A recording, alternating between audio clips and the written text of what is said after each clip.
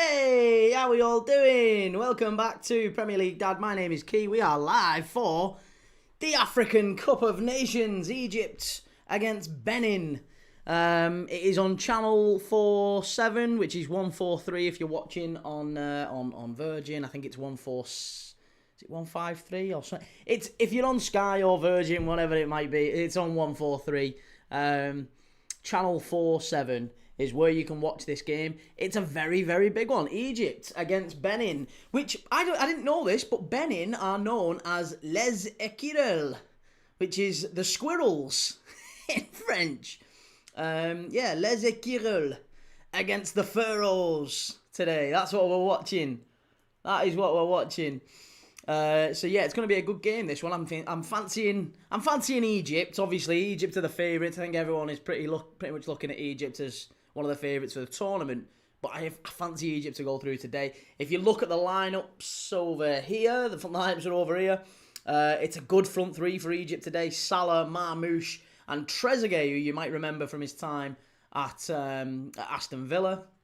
I'm sure throughout the live today we're going to be talking about all the different things that's going on in the world of football. We're going to be talking about Ruben Amorim, who's got sacked this morning. What is going on there? Ruben Amorim sacked as Manchester United manager. I'm sure we'll be talking about that. I am sure we will be talking about the results over the last couple of days. I really don't want to talk about them, but we're going to be talking about them as well. We're going to be talking about this week's football as well, because there's loads of footy, good footy coming up this week. Back in the Championship tonight, huge game in the Championship, Leicester v West Brom.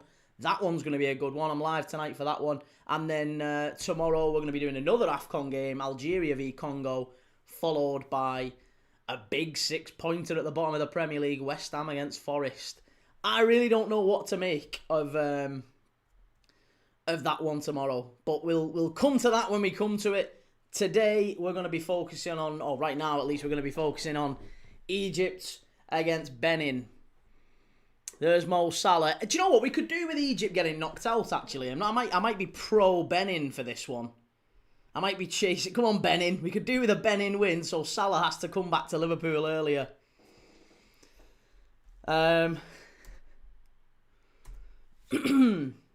Right. Sorry. Let me catch up with the. Let me catch up with the chat. Sorry, I'm not ignoring your TikTok as well. I can see you. We're gonna be talking and responding to the chat. There's loads of good stuff we need to be talking about today. Right, so Sarah says, hello everyone. Isaac, how's it going? Ronnie, Amorim is gone, so happy. Mr. Edwards, how's it going? King's the first, fair play, he doing the AFCON.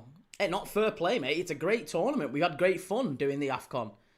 It's been brilliant doing the AFCON. I think it's been a nice change, actually. I really enjoy doing all different types of football, but I think the AFCON's been very, very good fun, and there's still a long way to go. We're going to be doing the quarters, the semis, and the final. I've got that all scheduled in for the rest of this month. So, loads of good footy coming up.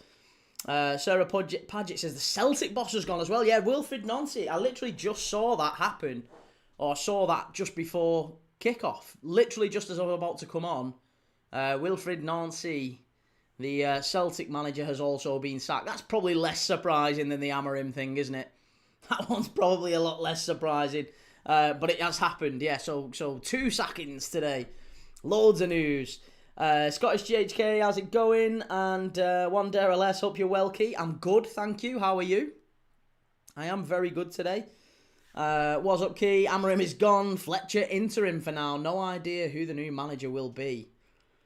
There's not really any standout appointments, I don't think, for United. There's not one that I look at and think, good appointment, that. Be a really good appointment. I know people are going to say, Key, you're a hypocrite because you thought Amorim should have gone at the end of last season. And I do. I really do think he should have gone. But once you stick with him, I think you've got to stick with him. It's not a smart move, this, from United. I think it's a reaction to his comments yesterday or over the weekend after the Leeds game. It's a reaction to his comments. I think they've... Maybe it's the ego. Maybe the United, the board need to just check their ego a little bit, because if they reacted to the comments, I'm not sure they were that bad, but Mr. Edwards says, looks like my club is screwed. So much for a culture change. Ineos haven't got a Scooby-Doo what they're doing. And Mad Pup says, Darren Fletcher will be the first Scottish manager in charge since 2013. First Scottish manager in charge of an English club since 2013. Oh, sorry, in charge of Man United, sorry. I was thinking, surely that's not true. Simon Bollard thinks he's going to be 2-0 to Egypt. Reese, you've got your Benin flag ready, Key, so Mo can come to the rescue. We need Mo home. Bring Mo home. Sarah says, what about the Celtic manager being sacked as well? Absolutely. And Cecil says, greetings, Mr. Key Thomas, Arsenal fan here. How was your day yesterday? Are you ready for Thursday? Cecil, thank you for coming over, mate. I really appreciate it. How was my day yesterday? It was crap. It was awful. I hated it. Liverpool got taken, a win snatched away from us at the last kick of the game. That's always awful. You as an Arsenal fan, I'm sure, have experienced it many times as well. It's not nice. It's not pleasant. But am I ready for Thursday? Absolutely, because that's the way you get back into it at football. You've got to go straight back to the next game. And I'm pretty confident, actually. I don't think we will get beat against Arsenal on Thursday. Maybe we don't win. But I'm pretty confident we don't get beat. Jake says, thoughts on Amorim being sacked? Honestly, I'm shocked. But you disrespect the board and you will be gone. Well, evidently. Yeah, evidently. 3-star Red says, after Maresca and Scammer Evangelos Marinakis won't want to be outdone. Reckon he'll sack both Nuno and Dyche on the pitch and claim the expenses back from Sullivan. Scottish HK, Rue Benin, the job centre tomorrow. Oh, another one. Another cracker. Sarah says, I wonder if Slot is next. Things come in threes. I honestly, I think Slot's been sold down the river. I think he's making lemonade out of lemons, and I think he's been sold a duff hand by the Liverpool board. So no, I don't want Slot sacked at all. I don't think he should be. Twisted Face says, I reckon he knew he was gone before the Leeds game, Key. No way he calls out the board without knowing. And Mr. Edwards says, Fletcher is getting 2 games as caretaker, and then Carrick is coming in as interim till the end of the season. Ineos haven't got a clue and rightly got called out by Amorim. I back Amorim 100%. It's a crazy move, that, isn't it? It really is.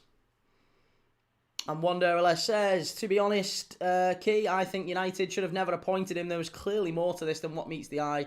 For example, transfers, most definitely formation, but they knew his playing style. They knew that he was getting themselves into. And Shamner, good to see you, Shamner, says, at Man United, I really think the board is a total mess.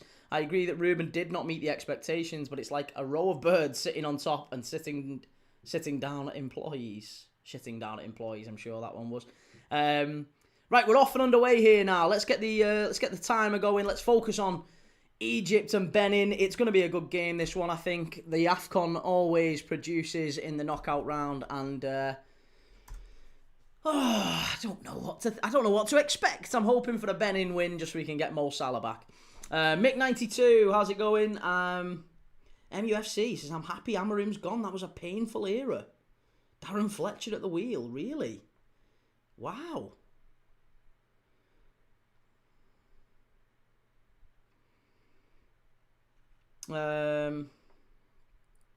Kane says, Darren's at the wheel. Tell me how good does it feel?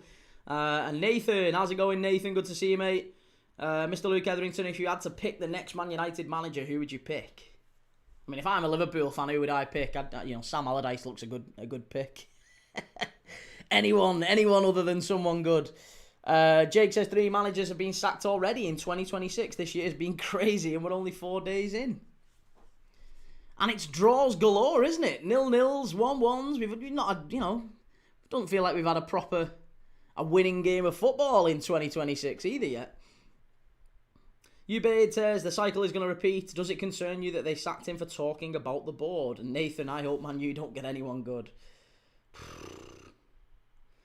FMR, I'm gutted. I thought he was great for United. Yeah, I liked him as well. Yeah, I really liked him as well. 3-star Red says, Ange incoming at Old Trafford. Ange is already at isn't he at a Qatari club or a Saudi club? Sure, he's gone working in the Middle East. Big coins.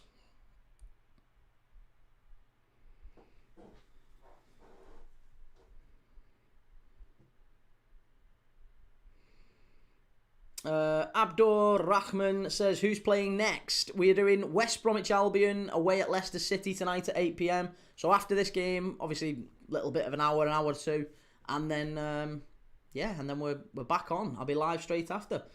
Mackenzie, Ruben Amorim sacked and Nancy 2 in one day. What a mad day. What a mad start to the day. And Jake says, I reckon United should appoint Gareth Southgate. He'd do a job. Well, Gareth Southgate was linked heavily with the job, wasn't he, before Amorim? I mean, he was a favourite. He was the choice of Sir Jim Ratcliffe. He wanted Southgate. And, it was disagreed with by the board. They couldn't agree. They ended up, I don't think Dan Ashworth? Dan Ashworth didn't want Amorim. He favoured, as Sir Jim did, Gareth Southgate. But they couldn't agree. For whatever reason, I think there was a disagreement, and obviously Dan Ashworth left, Amorim came in, Omar Barada is now leading that, and I think the Gareth Southgate ship has sailed. If anything, it looks more likely that it'll be someone like, I don't know, maybe a Glasner, maybe an Iraola. I don't know. There's a fair few, isn't there? There's a fair few could be. 3-Star Red says, mark my words, there'll be another Premier League gaffer getting sacked tomorrow. And Shamner, there's clubs like United where nothing will improve unless there's just a total clean out, including the shit owners. Manchester United aren't losing them owners anytime soon. Maresca to United, says Callum. Yeah, now that is probably the standout one, isn't it? I mean, Maresca is allegedly wedded to Manchester City in terms of, he thinks that's where he's going to go next. But we don't know whether or not Pep's leaving anytime soon. That's the question. Reece says, Nuno reported to be out on his ear at West Ham this week, come what may in the Forest game. I also think we sack Parker this week and appoint Gary O'Neill. Hey, time will tell. Time will tell. We've not really had any action at all here in the opening 5 minutes of Egypt against Benin. Salah has had a little run over the ball there, but good little turn there. Sent the Benin player on his arse. Leicester to Glory says, the only good about watching us is Jordan James. Yeah, well, he's the thumbnail picture today for the Leicester City West Brom game. But 3 defeats in 4. 3 defeats in 4 for both Leicester and West Brom tonight. So, Marty Cifuentes is in a little bit of trouble. He's under pressure. West Brom under Ryan Mason. Again, both teams favoured. Maybe they could have got up for the promotion or into the playoffs or something. Into the promotion race, rather.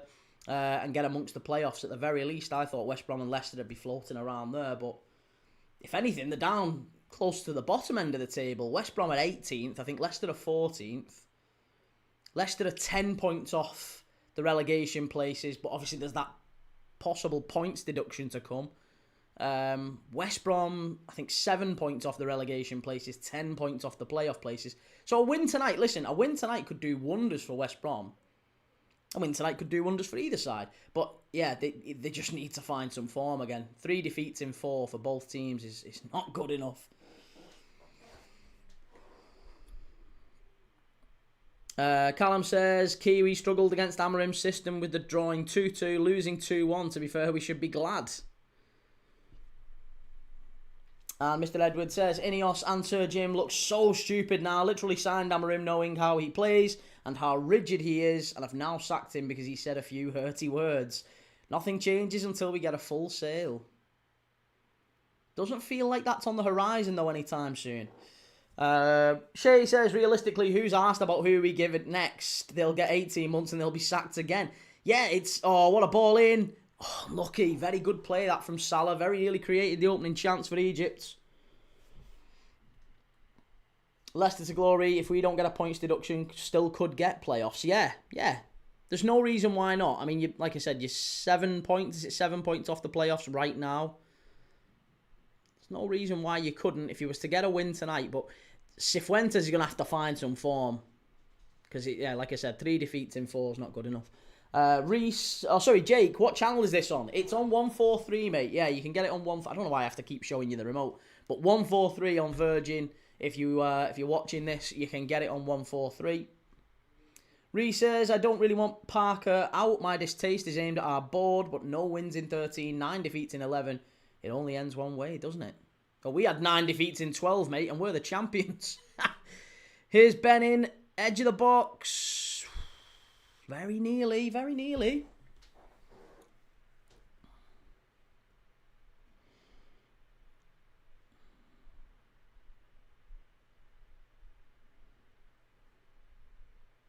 Sarah says 171 in the chat and only 11 likes. Egypt are in.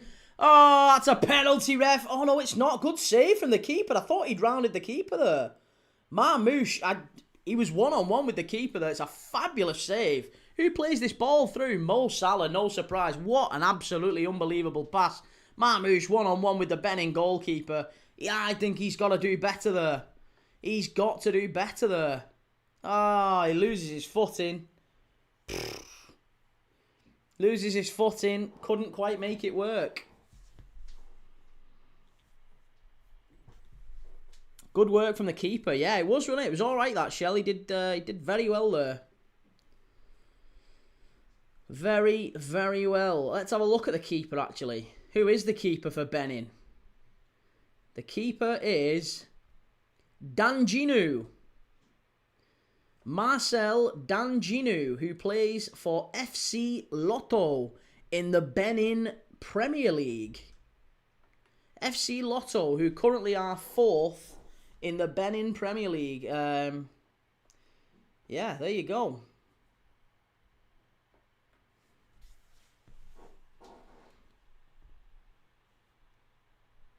To be honest, if you look at the Benin side, I'm not seeing a great amount of players who, you know, maybe Tossin, who plays for Lorient. I mean, and he's not necessarily a regular starter for Lorient, but yeah, there's not really anyone that stands out to me as like a who's the star kind of thing. There's a few players in Turkey.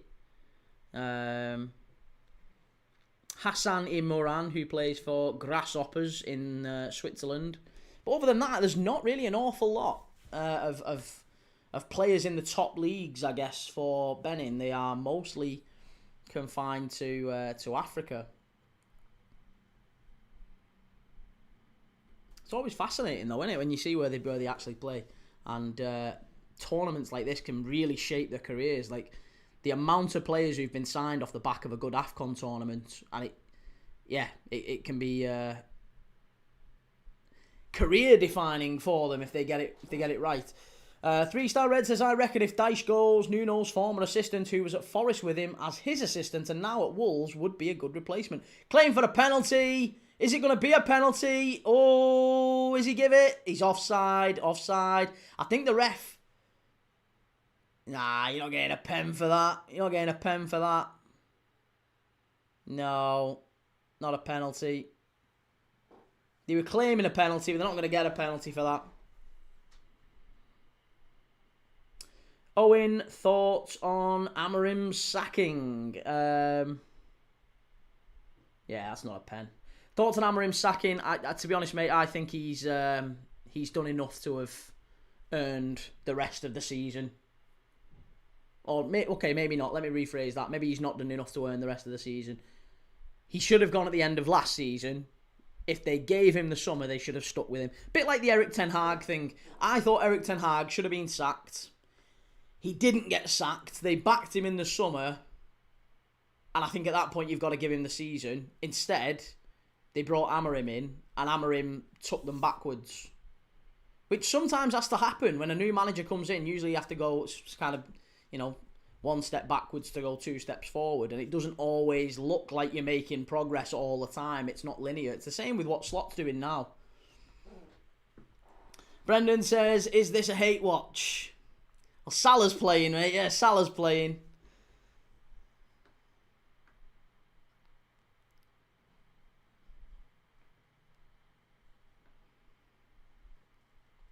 Sarah says, if Salah gets knocked out of the AFCON, he might be ready to play the Arsenal game. Oh, that'd be good, wouldn't it? It'd be wonderful if we could get him back for Arsenal. Please.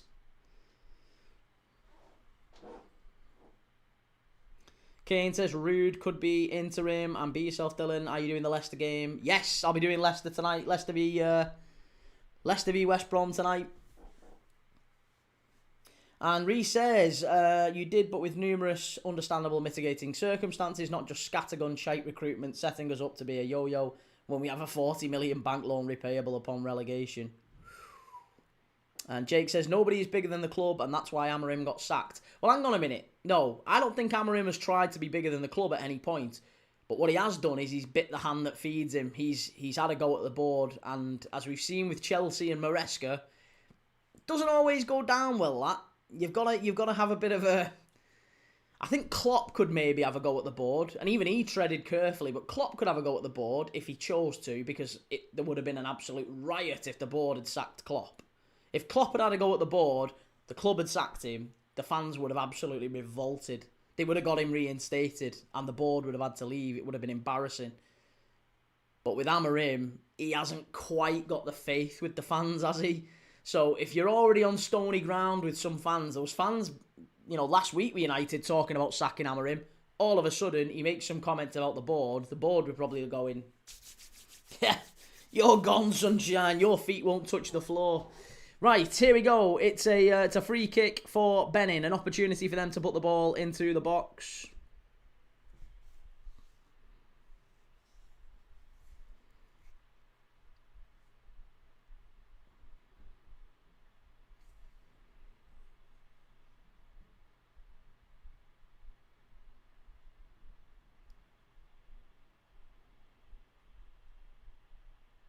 Great ball, that. Benin, unlucky. Better, much better. Flames, how's it going, mate? Good to see you. Flames says Frank out. Thomas Frank out. Never. Can't believe it. Omar says, Key, do you agree? Jurgen Klopp to replace Ruben Amorim? Jurgen Klopp's retired, mate. He won't get another job in football. He won't manage again.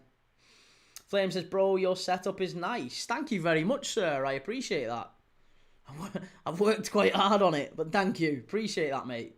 We'll have to do another chat on TikTok. I'm live right now. This is being broadcast on TikTok, on various other places. I'm not going to name them just in case the place gets taken down, but I'm across everywhere else right now as well. GTFC says you've entered your villain arc on social media. Yeah, only with Arsenal fans. Only with Arsenal fans. There's loads of fans who are lovely and come on and have lovely conversations. And to be honest, there's quite a lot of Arsenal fans who do as well.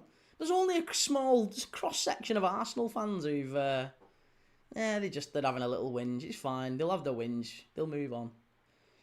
Flames, I'll watch you. Good lad. Yeah, nice man. I am out in a meeting. I'll see you soon, mate. Yeah, hopefully catch up soon. Leicester to Glory says, Rude should never manage again. And Shell, I hope you've had food today, Key. I haven't, but I've got a bit of a window this time, haven't I? I've got a little bit of a gap between this game and the Leicester-West Brom game, so I can maybe have something in a bit.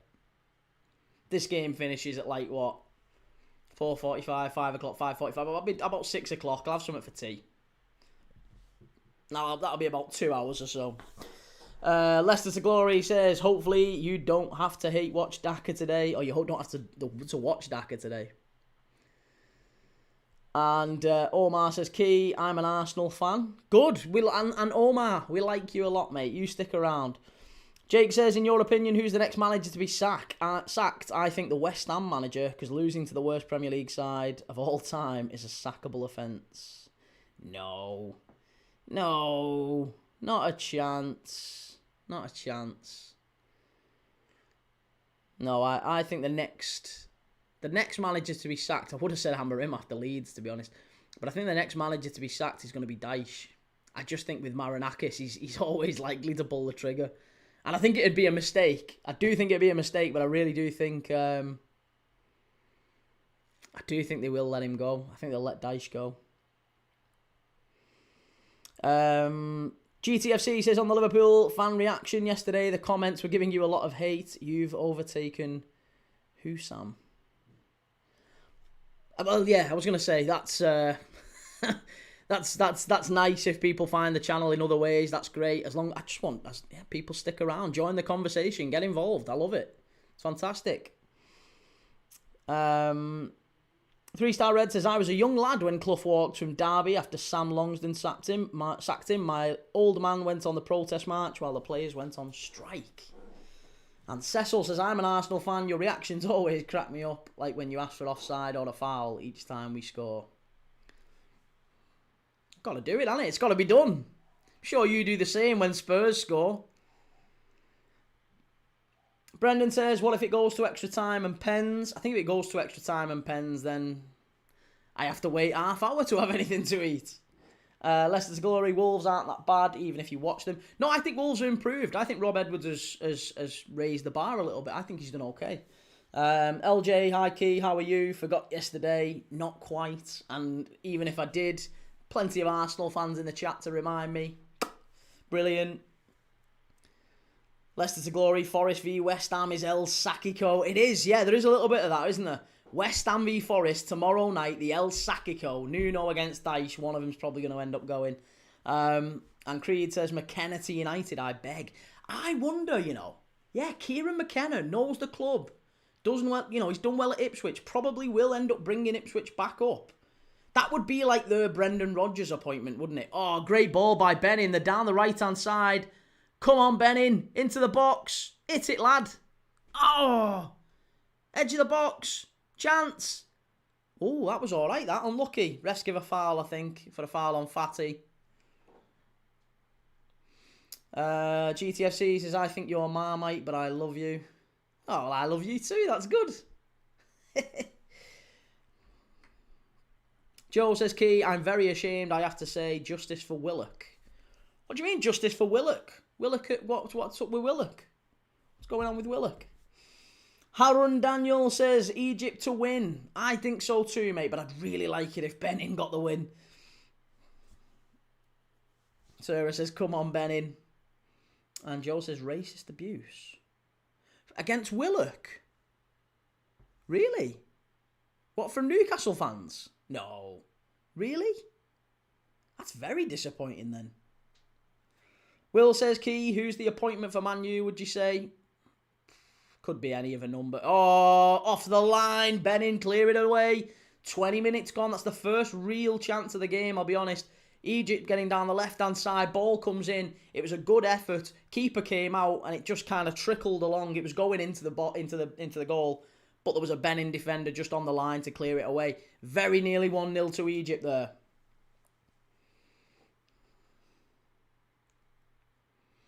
Ree says, Key, the channel's going bananas. Rocket by over 1,000 subs in under a week.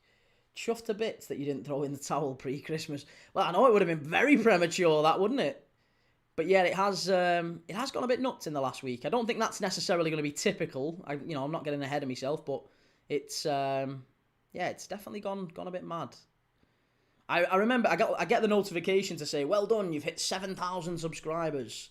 And I got that on the 29th of December. And I got one yesterday on the 4th to say you've hit 8,000 subscribers. I was like, oh, okay, that's mad. That's great. That's brilliant. So it's all going. GTFC says, where is Mounier, the ex-Huddersfield striker? He's from Benin. He is, yeah, as is the only other Beninese. Is it Beninese? Have I got that right? I apologise if there's anyone from Benin watching in the chat. If you are, let me know. Put it in the channel. Put it in the chat. But Benin, is it Beninese? Either way, the only other player from Benin, let me say, that has played in the Premier League that I can remember is Stefan Sessignon. Remember him? Stefan Sessignon used to play for Sunderland. I really rated him. I thought he was a good player. Flame says, Key, don't you think Frank is next to be sacked? No, mate, not at all. I think, listen, Spurs aren't daft. And I'm not saying you are, by the way, mate. You're absolutely entitled to your opinion. I don't think Spurs are silly. They'll bide the time with Thomas Frank. You've got to recognise that he's a new manager coming in. And like I said, sometimes you have to take one step back to take two forward. And I think that's what we're seeing with Thomas Frank. It's not going to look... There's not going to be immediate progress. Sometimes you don't get that with managers. Sometimes you need to rip things up and it takes a bit of time to kind of break things apart and then you can rebuild from the ground up. Spurs were a bit of a mess before he came in. I think if you accept that and you're trying to build long term, you've got to... I just think Thomas Frank's a bit of an underwhelming appointment for Spurs fans. I don't think you look at Thomas Frank... When I spoke to Spurs fans over the summer, when I said, how do you think about Frank? A lot of them were a bit like... He's the Brentford manager. Like, we wanted Glasner. They would have got excited about Glasner maybe because he was, Palace manager, stepping up. He's managed in Europe before. That would have been the appointment Spurs wanted. Not Thomas Frank. Thomas Frank's like, meh. And I think that's what we're seeing now. I think we're seeing fans just searching for that new shiny thing. Haroon says, which channel has the clear channel to watch the game, please? You can watch it on 4/7 it's called. 4/7 is the channel. Channel 143 if you're in the UK. Callum says, the liver bird will rise again, Daz, mate. And Joe says, I don't think it was a Newcastle fan, but it was abuse on social media. You should look up about it, Key, on Twitter. It's very sad, that. But again, do you know what? I'm sure footballers now know. I don't pretend to know about how it feels to be racially abused or anything like that. I won't pretend to know about that. But what I will say is that I'm sure footballers know now that if you're on social, if you've got a place that's... and you've got a face that's public, you're going to get abuse. There's always one divvy out there, isn't there? At least one. There's always at least one. I'm no, celebrity in any way, but Christ, you wouldn't believe the stuff I get. You wouldn't believe the comments I get, the hate and the abuse. And I mean, it does really stretch it, like borderline, maybe not even borderline, it might actually cross the line into a criminal matter, some of them. Chimey says, don't forget R9 haircut when you reach 10k. Did I not say 25k? I think I said 20. I'm sure I said 25k. Usman says, first half goal or not? Based off what we've seen so far, Usman, I would say no. I don't think we are going to see a first half goal. Egypt have just got to play it offside there. Marmouche was clean through on goal. He had a clean run at the goal and he messed it up. And, Benin are defending quite well. They're trying to hit Egypt on the counter-attack. Egypt aren't doing enough so far. Leicester to Glory says, praise to Keith Andrews, by the way. He was one of the faves to get sacked at the start of the season, and he's done very well, hasn't he, as well, yeah. Serba says, one thing Spurs need to realise is that they aren't a big club. They need to stop acting like they are. And Steve says, hey, Key, I've just seen a video, a compilation of reactions from the Liverpool game, and comments about you are more than 3k likes each. Well, again, no such thing as bad press, eh? And even if there was, what can I do to stop it at the end of the day? If people have clipped me up, they've clipped me up. It is what it is. I'm not going to lose sleep about it. Jake, KK, how are you? I'm good, mate. How are you, Jake? Good to see you, mate. And Callum says, Key, after that massive boost of Chelsea nicking a point at the Etihad, we may end up 5th. Behave yourself, 5th. We're not going to end up 5th. Not a chance. Scottish GHK, I'm concerned a club will come in for the Hearts manager, Derek McInnes. Where do you think could be a good fit? And Foxy says, I watched the Fulham v Liverpool watch-along compilation video. You were getting horrendous abuse in the comments. Lol, Arsenal fans. But there are some really and not even some. The vast majority of Arsenal fans who come to the channel and stick around are wonderful, like really, really lovely. But yeah, it just feels like at this moment in time, there's a fair few giving a bit of hate, and that's fine. Jimmy says, more online accountability for some of these people. Get them named and shamed in public. Again, mate, it doesn't even help. Doesn't even help. It's not worth it. Just giving them airtime. Creed says, are you going to be streaming World Cup games, considering they'll be early hours of the morning for us? Some of them, yes. Some of them I will, but not all of them. I've got a little girl, mate. I've got a little girl, so I can't be... if there's a goal... Haiti, I think Haiti against Scotland's 2 a.m. So if Haiti score and I go, yes, get in Haiti, Jean-Luc Bellegarde with a goal. If I scream at 2 a.m, wedding ring's coming off. The wife's gonna be, I'll be getting a divorce for that. Foxy says, yeah, Arsenal have some good fans, no more than 5 though, and. What's Dan saying? Gakpo, oh wait, just kidding, but you hate Arsenal. Why? I don't hate Arsenal, mate. I really don't hate Arsenal. And again, there's Arsenal fans. I got a message last night from some guy who said, huh, you watch Arsenal more than you watch your own team. I really don't. Arsenal makes up about 2% of the watch-alongs we do on the channel. It's certainly not an Arsenal channel or an anti-Arsenal channel, despite, rumours to the contrary. Be Yourself Dylan says Gareth Southgate is a candidate for United manager. No, I don't think so. I'd be surprised. Maybe he is, though. Who knows? Benin driving forward. Good defending from Egypt. 28 minutes in. Still yet to have a really, really clear chance in the game. It's still a little bit flat. Joe, I'm still laughing about that video I sent you, Key. Key the villain. Yeah, Key the villain, and I'm getting abuse off Bevo. Of all people, Bevo. Someone said Bevo v Misfits. Bevo v Key, Misfits fight. Can you imagine? Kane says, Ollie would be interested in the caretaker job at United. Just came out. I love Ollie. We should never have sacked him. Ollie back to United.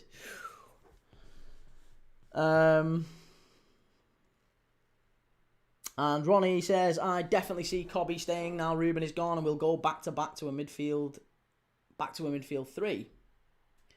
And what's Steve saying? Steve says, arrest everyone who says mean things on the internet or just things I disagree with, really. Creed Van Crow says, Limbs when Haiti go 3-0 versus Scotland. And Brendan says, don't be backtracking, Key. Double down and admit you think all Arsenal fans are awful people.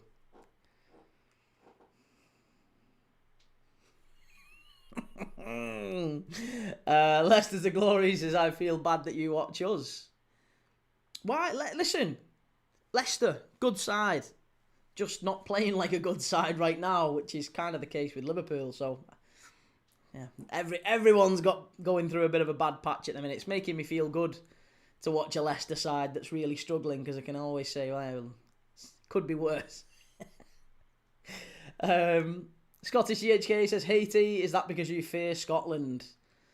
Harvey Barnes, McTominay, Che Adams, the England turncoats, the England B team. That's what it's going to be. 3-Star Red says, I've just read that Marinakis is reconsidering Edu's position. I really hope so.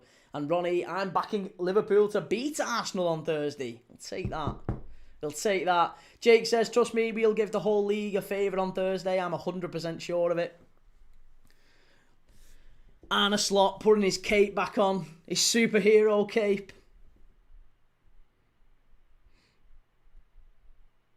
And Kane says, Solskjaer would be the one appointment that would make me a happy man.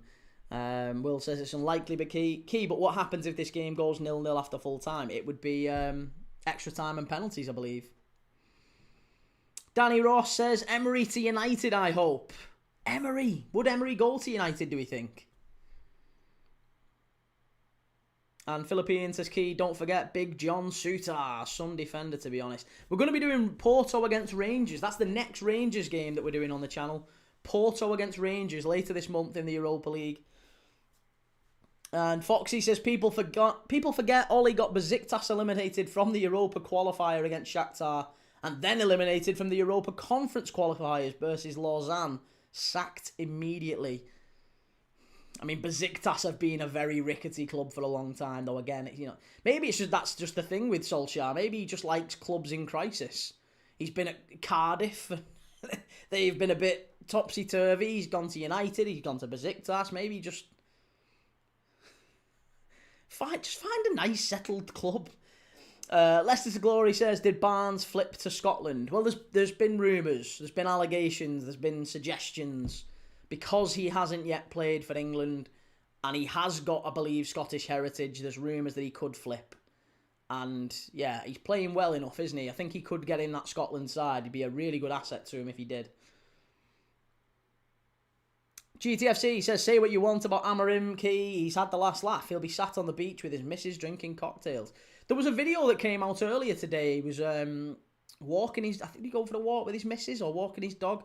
And there was journalists kind of outside his home. And as he walked out, he was like, hi guys, how's it going? And they said, oh, good luck with everything. He said, yeah, thank you so much. Good luck to you too. And I just looked to really, seems like a really sound bloke, Amarim. I realise I'm saying all this now he's been sacked, but he just does. I always thought he dealt with the media very well. And he could have been a good custodian for Manchester United if they'd have given him a bit more time. Steve says, congrats on 8k subs, Key. Thank you very much, sir. Hopefully we're not on him long. Hopefully we're, pushing up 10k. 10k, here we go. And Foxy says, also Braga v Forest the week before. I'm going to go. Yeah, I'm doing that one as well. We're doing Braga and Forest. We're doing Villa Fenerbahce is another one that's on that day, I believe. We're going to be doing that too. Jake says, who's the next Man U manager in your opinion? Next Man United manager. Well, Darren Fletcher. After him, I honestly couldn't tell you. There doesn't really appear to be a standout option. The best young managers in football at the minute that United could tease away would be... I mean, look, Maresca is obviously being linked, but, could they go after an Iraola? Could they go after a Glasner? Glasner with very little time left on his contract. Could they go after maybe a Hoeneß at Stuttgart? Very, very good, good young manager. Maybe even Fabian Hürzeler at Brighton. I really like Fabian Hürzeler. Still very, very young. Is that job a bit too soon for him? But yeah, there's lots of good young managers in Europe that they could take a look at. But I feel like United need a bit of a steady hand at the moment, don't they? They need a real steady hand. Brendan says, did you see the Messi rumours? Seems legit. Messi rumours? What Messi rumours? The only ones I've heard of are the ones him going back to Barca. Are they the ones we're talking about? Egypt here. Here's Salah. Come on, Mo. Great ball. Oh, good defending from Benin. Unlucky. And still, we are 34 minutes and without a clear chance in the game. Henry the King says, who would want to manage that dumpster fire? Yeah, that's a fair point. And Joe says, at least Liverpool have their replacement for Slot sorted already. Key, it's time to defend Amarim. Craigie says, Saka should flip to Nigeria. To be honest, the England fans disrespect him. I mean, I don't think Saka gets disrespected by England fans. I just don't think he starts for England. He shouldn't for me, anyway. I think Cole Palmer's better. But he does well for England, doesn't he, Saka? I feel like Cole Palmer's the better player.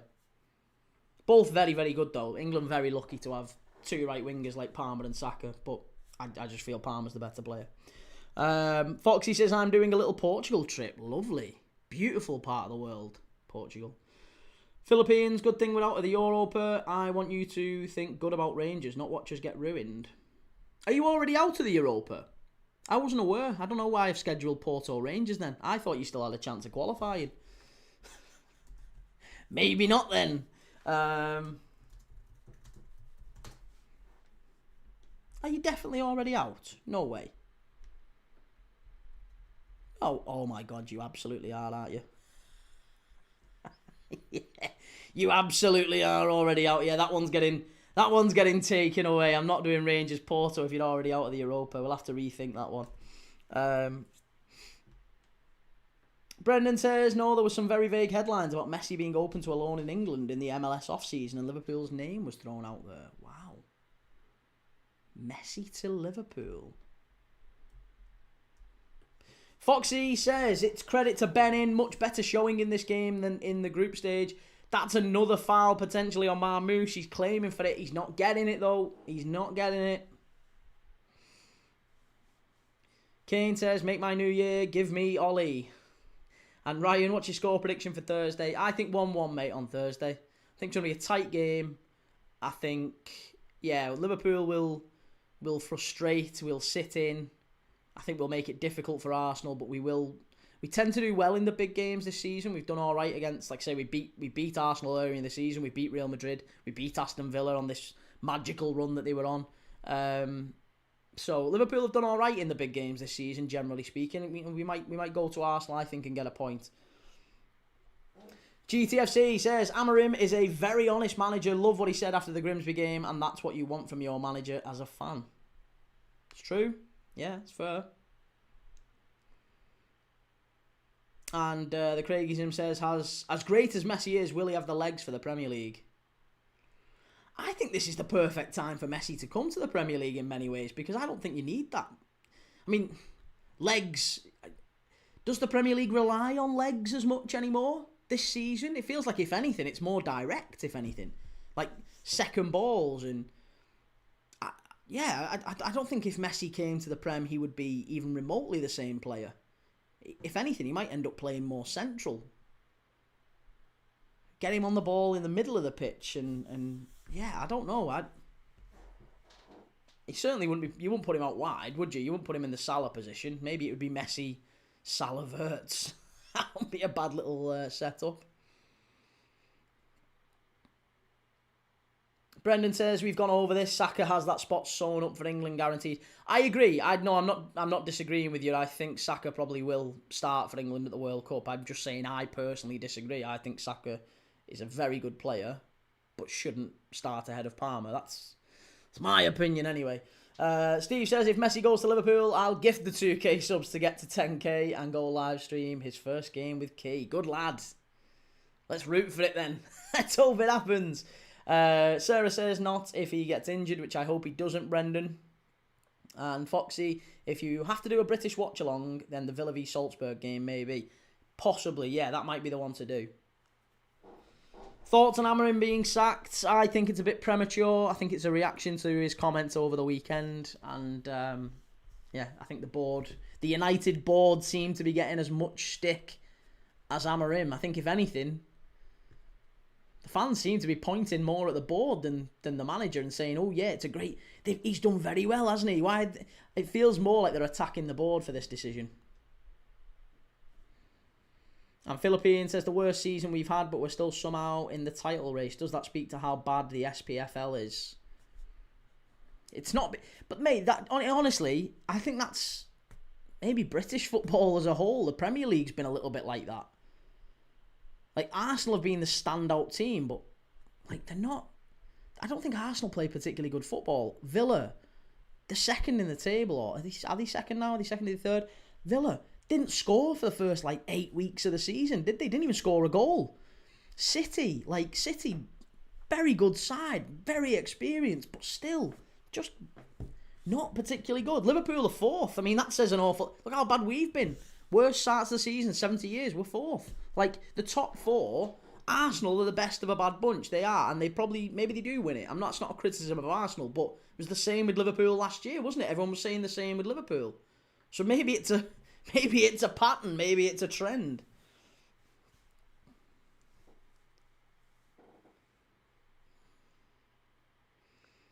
Jake says, are you doing West Ham v Forest tomorrow night? I am, yes, I am. GTFC says, I think I might stop watching this game and go outside and watch the grass grow. Let me know how it is, mate. We'll do a watch-along on that one instead. And the Craigism says, there's 2 players down in the middle here. Benin and Egypt, 1 each. Who's gone down? They're both screaming, saying there might be a big issue with the Benin player. They're all screaming for to be a medical team are now rushing on. I don't know what's happened here. Let's watch this one back. Oh, he does get a kick in the face. I don't think it's enough sufficiently necessarily that... I don't think he'll be going to hospital or anything. But he does get a kick to the face. Craigism says Palmer has great purple patches, but he's just not consistent enough. That's probably fair to say. I think this season has been a bit of a curveball. I don't necessarily think this is Palmer. This is just the Palmer we're seeing right now, and I think part of that is because Maresca keeps trying to foist him into the number 10 position. He's not a number 10, he's a right winger. That's where you play Cole Palmer.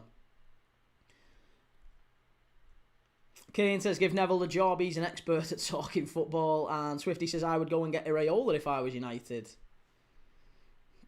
Why not? He could do. He's out of contract in the summer, as is Glasner. Daz talks footy. How's it going, Daz? And yeah, I agree. But Darren Fletcher having 2 sons in the team will be rough. And Swifty just got back from injury, Palmer as well. Yeah, give him time. I think Cole Palmer's a very good player. Steve says Liverpool are barely ahead of Man United, and that's the real barometer.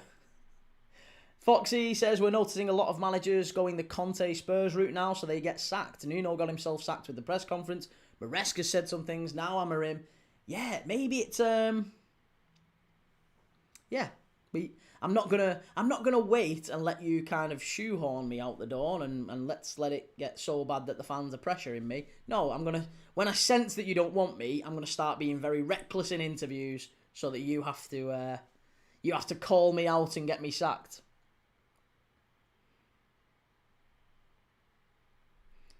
Leicester, I would take the job if they convince me enough. And Vos Styler says, but there's a big gap from 4th to 3rd. Well, not that big of a gap. There really isn't that big of a gap. 7, whatever it is it 7 points, 8 points? That's not that insurmountable, mate. 2-3 games is really not insurmountable. Tolga says, the end of the match 2 and double chance, not to be conceded. The difference is, I don't know what that means, Tolga. Don't know what that means, mate. Kane says, Jamie Carragher, where are you? There's a vacancy. And be yourself, Dylan. Burnley have a chance now. Hey, Burnley. We're doing Burnley Man United in midweek. Yeah, Burnley United. Burnley United. Christianius says, boring game this, or... nearly 45 minutes in, mate. It's been a pretty dull watch. Sadly. We've watched a lot of AFCON on this channel. I've been delighted with all the AFCON games that we've watched, but this is probably up there with the worst of them. In fact, maybe there's a pattern, because I would say the worst AFCON game we've watched so far would be Egypt and South Africa. Egypt and Benin. It's the Salah effect. He did it with Liverpool. He makes games boring, and he's making it boring in the AFCON as well. Foxy says, rumoured £12 million payout for Amorim. Not too shabby at all. And LJ says, Celtic Park is going down. Nancy is a bloody clown.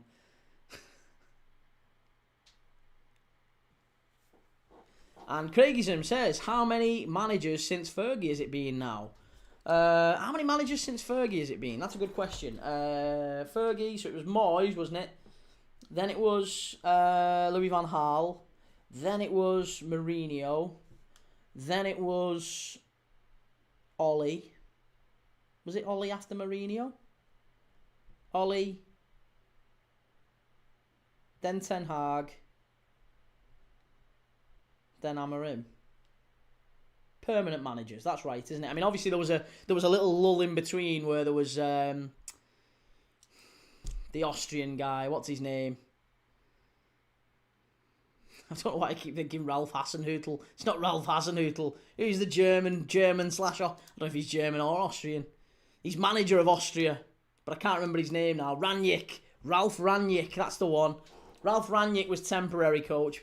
So there was him in between, but I'm pretty sure there's only been Moyes, Louis van Gaal, Mourinho, Ollie, Ten Hag and Amorim. There's only been 6 permanent managers since Fergie.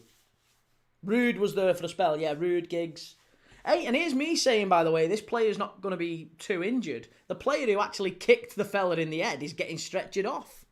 Must have landed funny on his knee or something. I don't know, but he's getting stretchered off here now. Steve says, my Turkish supercomputer says the team with the most goals will win. And Christiana says Rangnick. Yeah, it was Rangnick. Carrick's been there as well. Yeah, Carrick was... But again, Carrick was only interim. Giggs was only interim. Rude was only interim. Rangnick was only interim. They've had a few little interims, but generally speaking, there's only been those 6 permanents. And soon to be 7 permanents in 13 years since Fergie. So that's more than one every 18 months, isn't it? A new manager every 18 months is veering on Chelsea. Well, it's not even veering on, it is. That is Chelsea levels of change. Chelsea sack a manager every 18 months and have done pretty consistently going back 23 years. Going back to Carlo Cudicini, 2004, 22 years. So, yeah, going back over 20 years at Chelsea, new manager every 18 months. And they've won a fair bit. United, the same, 18 months. They've not quite won the stuff I'm sure they would have wanted to win United. But new manager every 18 months, maybe that's the new thing. Blake says, surely Slot is next. Top clubs have decided enough is enough. No, not for me. Not for me. I think it's only the E-Reds who think Slot should be sacked. E-Reds and those who are like 25 and under. If you've watched a bit of the game, you've been around the block a little bit, you remember Julia, you remember Benitez, even before that you remember Souness. If you remember those eras as a Liverpool fan, I don't think you're so quick to sack Arne Slot. And also, by the way, if you look at the manager market, we're talking about managers that are available for United now. Are there any managers that really stand out as like, yeah, he's a perfect replacement for Arne Slot? There isn't. If you can either have the manager, there's change at Liverpool required. That's the fact. There's change required. We sack the manager, there's still change required. You're still trying to do that transition from Van Dijk and Robbo and Trent and Salah and Alisson and all these players we're trying to move out who were successful during the Klopp era, and we're bringing all these new young players in. That change is still ongoing. If we sack Slot, someone else starts that process up again. So we can either have the guy who won us the league last year taking charge of it, or we can get Glasner in, or Iraola, or whoever has, Herzler at Brighton, whoever it might be. It doesn't make any sense to me why anyone would want Slot sacked. Each to their own, like. Blake says, but Anfield Agenda told us Slot has run out of ideas. Well, Anfield Agenda is a prime example of, I'm not going to say any more, but I would say I think a lot of it is clickbait. I don't think it's for... I can't believe that's seriously his opinion, and if it is, then I think that's a very sad reflection on how he thinks. Jake says Anfield Agenda is a rage bait account. He doesn't want what's best for the club, but that works. Like I said, it might not be his. Maybe he's a great guy. I'm sure he is a great guy. Everyone says he's a great guy. Maybe he is a great guy. I'm not attacking him personally, by the way, but I think it works, doesn't it? It works. Saying the extremes, either he's the best player in the world, he's world class, he's fantastic, or get him sold, sack him, everything's awful. The in between, the balance doesn't generally tend to get a lot of views, and Goldbridge has admitted that. Anfield Agenda knows that. He's playing the game, and fair play to him. That's fine. That's his call. Kane says, careful, Key, he'll ask you out. Yeah. But you will not say it to my face, because I'll go through you, and I'll go through the fucking two cunts behind you as well. It's your job. Mario, how do you feel about Bevo saying you look like Simon Wilson? Hey, there's worse people you could look like, isn't there? There's worse people. You could look like a naked mole rat. I don't mind. Actually, Simon Wilson's a relatively handsome bloke, I'd say. I'm quite content with that. I have been called Penguin, bear in mind. I mean, Penguin was one. What else have I had? I've had Penguin. I've had Ruth Davidson, the MP, to be fair. No one else. I was called that in my last job. Not called it in like a bullying way, but that was my nickname in the last place we worked. We all had nicknames. Ruth Davidson was one of them. And yeah, Penguin was another one. Penguin, funnily enough, has found its way online. Yeah, Simon Wilson, I'll take every day of the week. I'm fine with that. Right, it is half-time here in Morocco. Egypt 0, Benin 0. That has been a thoroughly forgettable first half, it has to be said. I think in the grand scheme of things, when we look back at all the games we've done on this channel in this year, the first half of Egypt and Benin will be consigned to do not mention ever again. Kane says, Kane, did Bevo call you out? He didn't really call me out, no, but he did post the exact same comment about me on 2 different videos. Like, why does this guy look like Simon Wilson? And then he posted it again on a different one saying, who's this Simon Wilson regen? Or something like that. And I was like, dude, it wasn't that funny the first time, but fair play, you're consistent. Kane said he looks like Sid the Sloth from Ice Age, was going to hire him for my 1-year-old's B-Day party. And Romario, interesting, Bevo knows you exist though. Hey, that's it. That's no bad press. No bad press. Like I said, someone said, Key, you should do Misfits with Bevo, and to be fair, I do like helping out small content creators, so I should really, shouldn't GTFC says, remember when Anfield Agenda Rage quit on the Goldbridge channel? I don't remember that one. Not off the top of my head. Mr. C says, what do you make of Amorim sacked? It was inevitable after the Leeds comments. And Sarah says we should get some of these Egyptian defenders at Liverpool. We should get some of the midfielders. We need anyone other than Alexis McAllister starting games of football. It infuriates me that Alexis McAllister still starts games for Liverpool. GTFC, this game is like Southgate versus Dyche and Scottish HK. All the games recently have been more draws than IKEA. More draws than IKEA. It has, and actually, if we look at what's the last few games we've done on the channel? Let me have a look at the recent games. Obviously, we did yesterday. City-Chelsea was 1-1. Liverpool-Fulham was 2-2. Leeds United was 1-1. Bournemouth-Arsenal, Villa-Forest both had winners. Sunderland 0, City 0. Liverpool 0, Leeds 0. I mean, in fairness, every other game, pretty much, in the last, week, has been a winner, apart from just the last few days.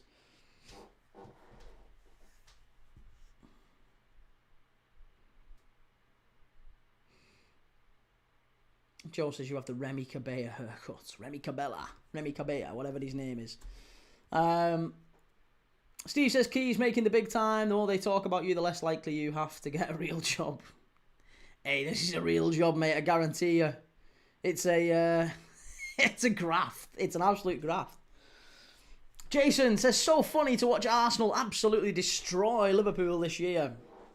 It's hilarious if you're an Arsenal fan. It's maybe less hilarious if you're a Liverpool fan.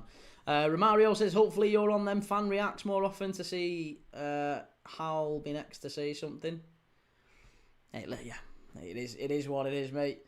Foxy says the bigger the channel gets, you'll get more abuse. Just how it is, sadly, but just try to focus on the positive comments more than the negative ones.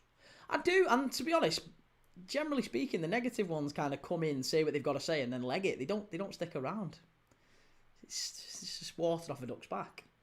And if they do stick around, we've actually won a few over, in fairness, haven't we? There's a few who've come in hot, and then actually stuck around for a little bit, which is quite nice. Started out as haters, and, they've stuck in. Blake says, you've got a great, solid community, to be fair. It's nice. Everyone's really, really lovely. We've got a lovely group of people, all of whom support different clubs, all of whom are from different places around the world, for the most part, and we have a laugh and watch footy together. It's mad. I love this. This is brilliant. This is absolutely fantastic. Scottish GHK says, question, name the tallest Premier League players of all time. Tallest, right, not all goalkeepers. That's a good, right, okay. Tallest Premier League goalkeepers of all, or tallest Premier League players of all time. Right, Crouch, Zigic. They're all about 6'7", aren't they?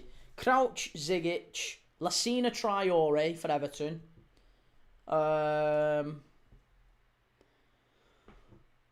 Hangeland? No, Hangeland wouldn't have been. Breda Hangeland.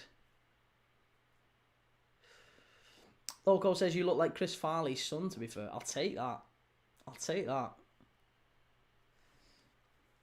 Yannick Vestergaard, Dan Burn. They're not going to be 6'7", are they? Voltemada might be. Voltemada at a push.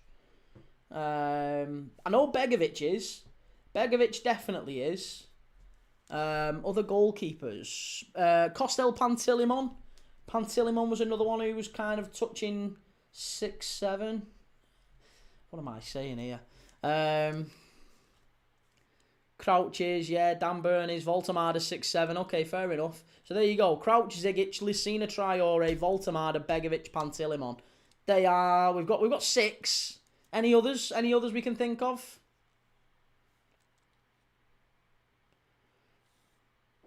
Matic? Matic isn't 6'6", is he? He's not 6'5", 6'6", maybe 6'3".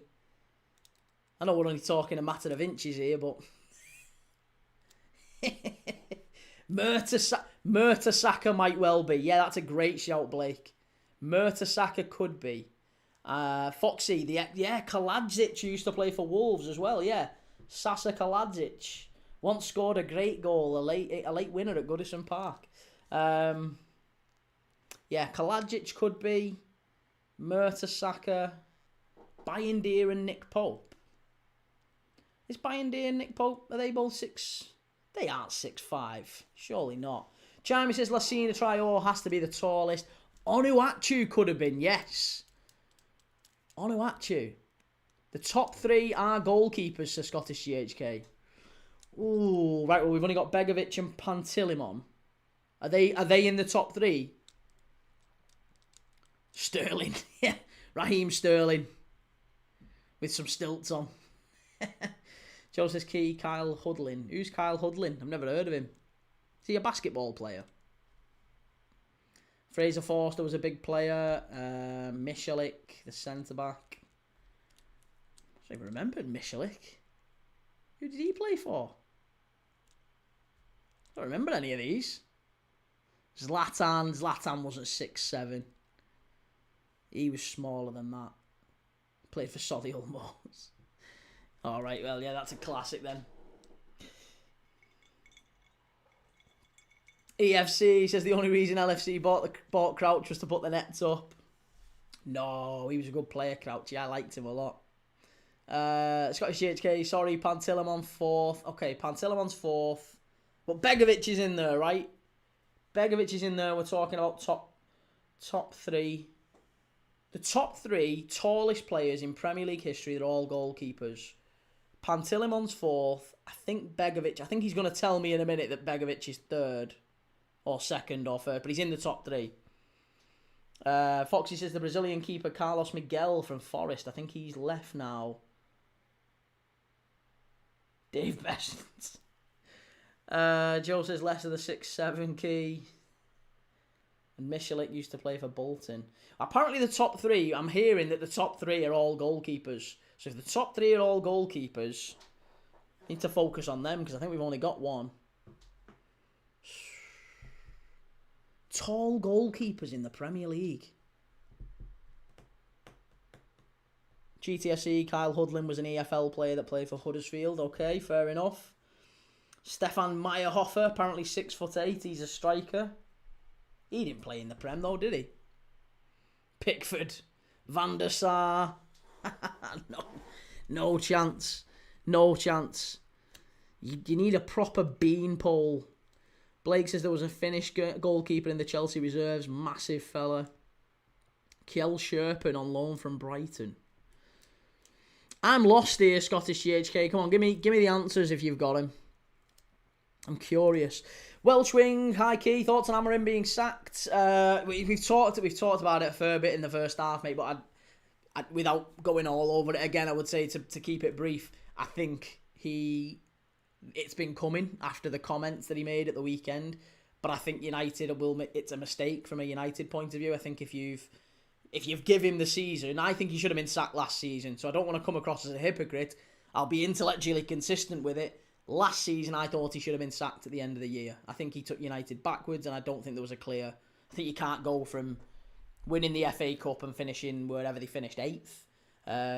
He took over the United side, I think, in about 11th, and they finished 15th, 16th, didn't win a thing. I think that was sackable. I think that was demonstrable that he wasn't the right man at that point. But once you give him the summer, you let him buy a couple of players, I think you've got to then see it through and give him the rest of the season. So I think it's very silly what United have done. But they've done it. And yeah, I don't know. Miguel is 3rd and Kjell Sherpen is the top. Well played. Like it. And GTFC says these players make me look short and I'm 6'3". They're all short asses to me, mate. I'm 6'9". Former NBA player. Creed Van Crow says that Chelsea defender is about of a giant. And Cecil says when Crouch debuted, the whole crowd started laughing at him and called him a freak. I mean, yeah, he looks not like a footballer, but honestly, Peter Crouch for me is one of the most likeable players. Like one of the most likeable players, and I would put him down as a Liverpool legend. I really would. Not like as one of our best ever centre forwards or anything, but like if we're talking about players who've played for Liverpool, won things at Liverpool, would be welcomed back at Anfield anytime. Peter Crouch is definitely on there. Top quality player. I liked him a lot. We never should have sold him. Big mistake to have sold him. GTFC says, do you remember the ex-Fulham manager, Felix Magath? He was an oddball. Has he died now, Felix Magath? I'm sure I heard something the other day that said he'd passed away. Don't know. I was a bit surprised. I could be wrong. But Felix Magath, yeah, he was... they used to call him Penfold, didn't they? Because he looked like Penfold. Scrum Down Live says, evening Key. United and Celtic both sacked managers in one day. What happened to the once stable giants of our game? Crazy, innit, mate? Crazy. Scottish GHK says, second on the list I have apparently didn't play. Ah, Quizmaster, sort it out. And George says, score predictions for Arsenal-Liverpool. I think 1-1, George, in my opinion. I think Liverpool will go there, make it difficult for Arsenal. We've done quite well in the big games this season. Your Real Madrids, we beat Arsenal earlier in the season. We beat Villa early in the season when they were on that great run. So yeah, I think Real Madrid, Arsenal, Villa, we've got decent form in the bigger games. We can turn up. We've got a decent record away at Arsenal. Well, I say that, but we did all right last year. And I think we'll get a point. I think 1-1. It's going to be a hard game, though. Either way, whichever way you want to look at it. Tough game. Jake says, another 0-0 incoming. It can't go on like this, can it? It can.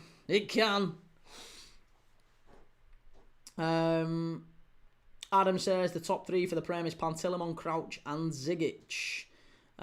Blake says, I feel it's spot on what United have done. Amorim went off script and he was no longer a yes man. I know, but is like from a fan's perspective, forget about the board probably don't want him. But, you know, from a yes man's point of view, is that what you want as manager of Man United? Adam says, overhead kick against Arsenal. Daz, how's it going? Thomas says, how you doing, Key? I'm good, mate, thank you. How are you, more importantly? And George says, Liverpool away from home are terrible. I mean, Liverpool at home are terrible at the moment, mate. I don't think... you don't make a distinction between Liverpool home or away this season. We've won big games away from home. We've won big games at home.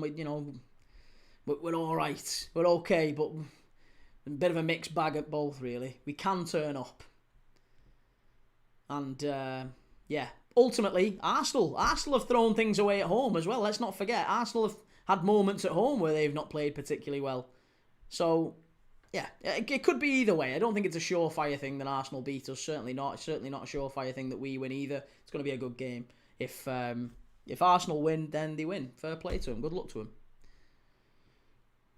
Welsh wing, Ollie at the wheel, back to United. And Thomas says, did you see the screamer that Reed scored? I did, mate. Yeah, it was a fabulous goal, wasn't it? And Blake says, if I'm the board and I ask my coach to switch from a back three to a back four and he refuses, he's gone.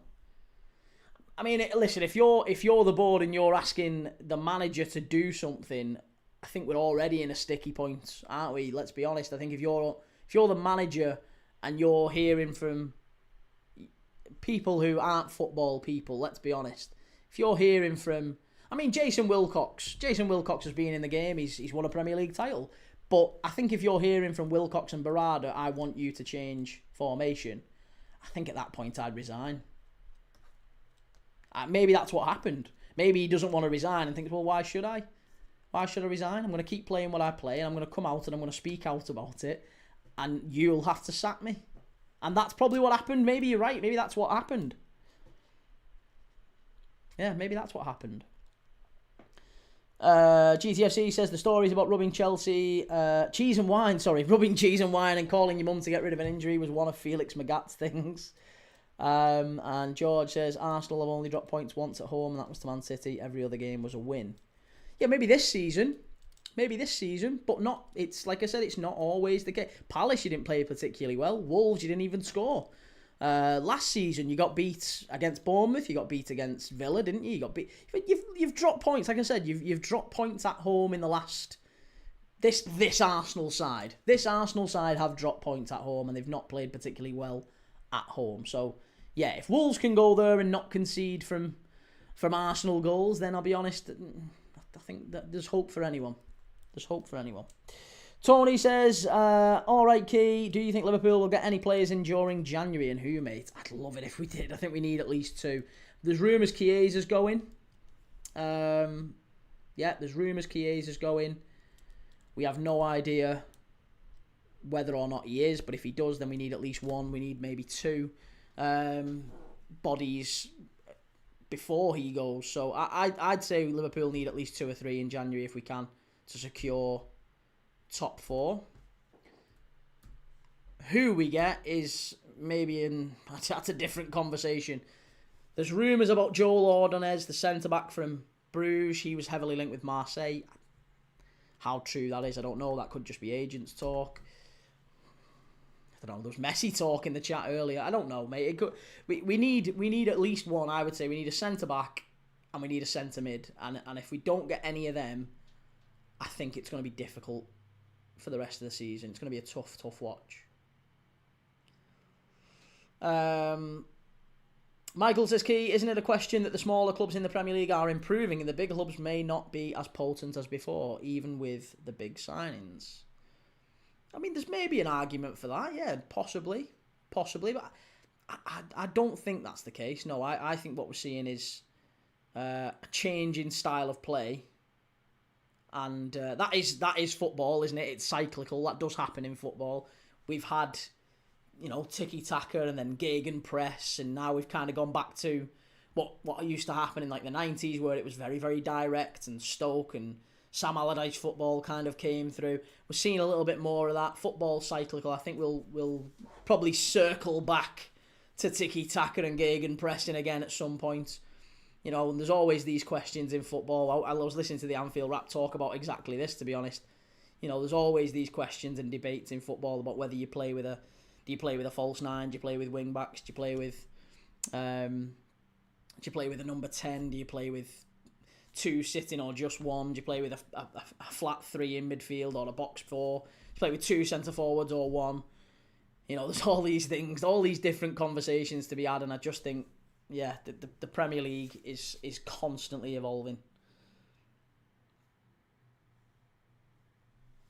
Welshwing says, why do many managers collapse when it comes to England? Since Venables, Hoddle, good manager, struggled. Keegan, good manager, did terrible. Sven did well. McLaren, good manager at the time, did awful.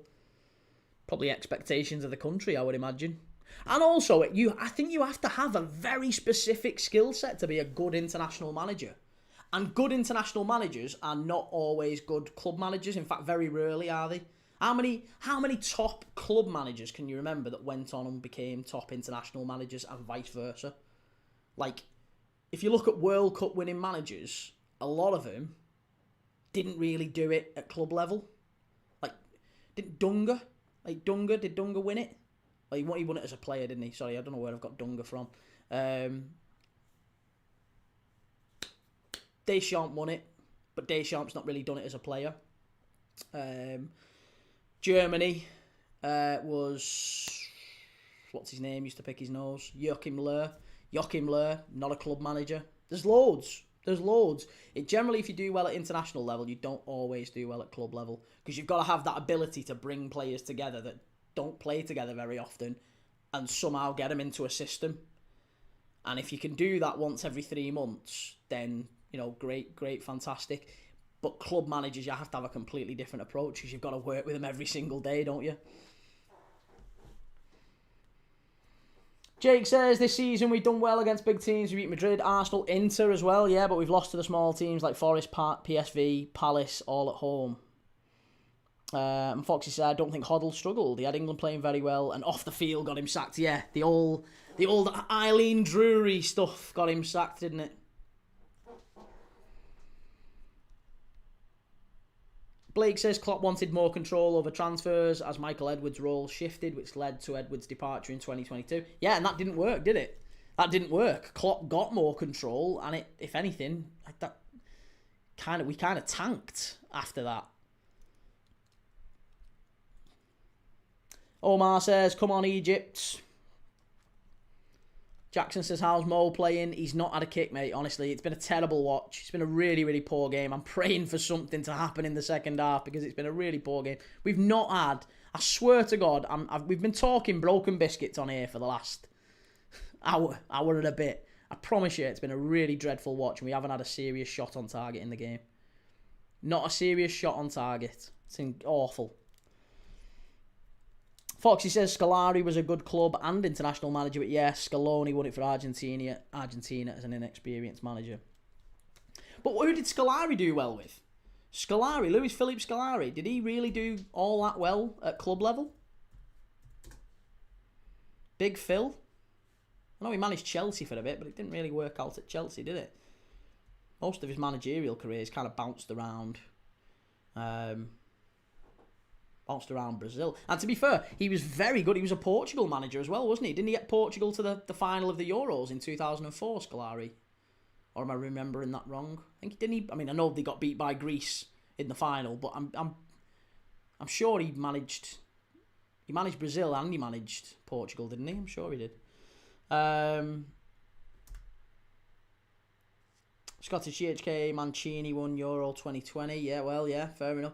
But Mancini's probably an anomaly. I think if you look across most of the top managers at club level, international level, generally they've had a bit of a scattered career at club level. They've not generally thrived because it's a very different skill set.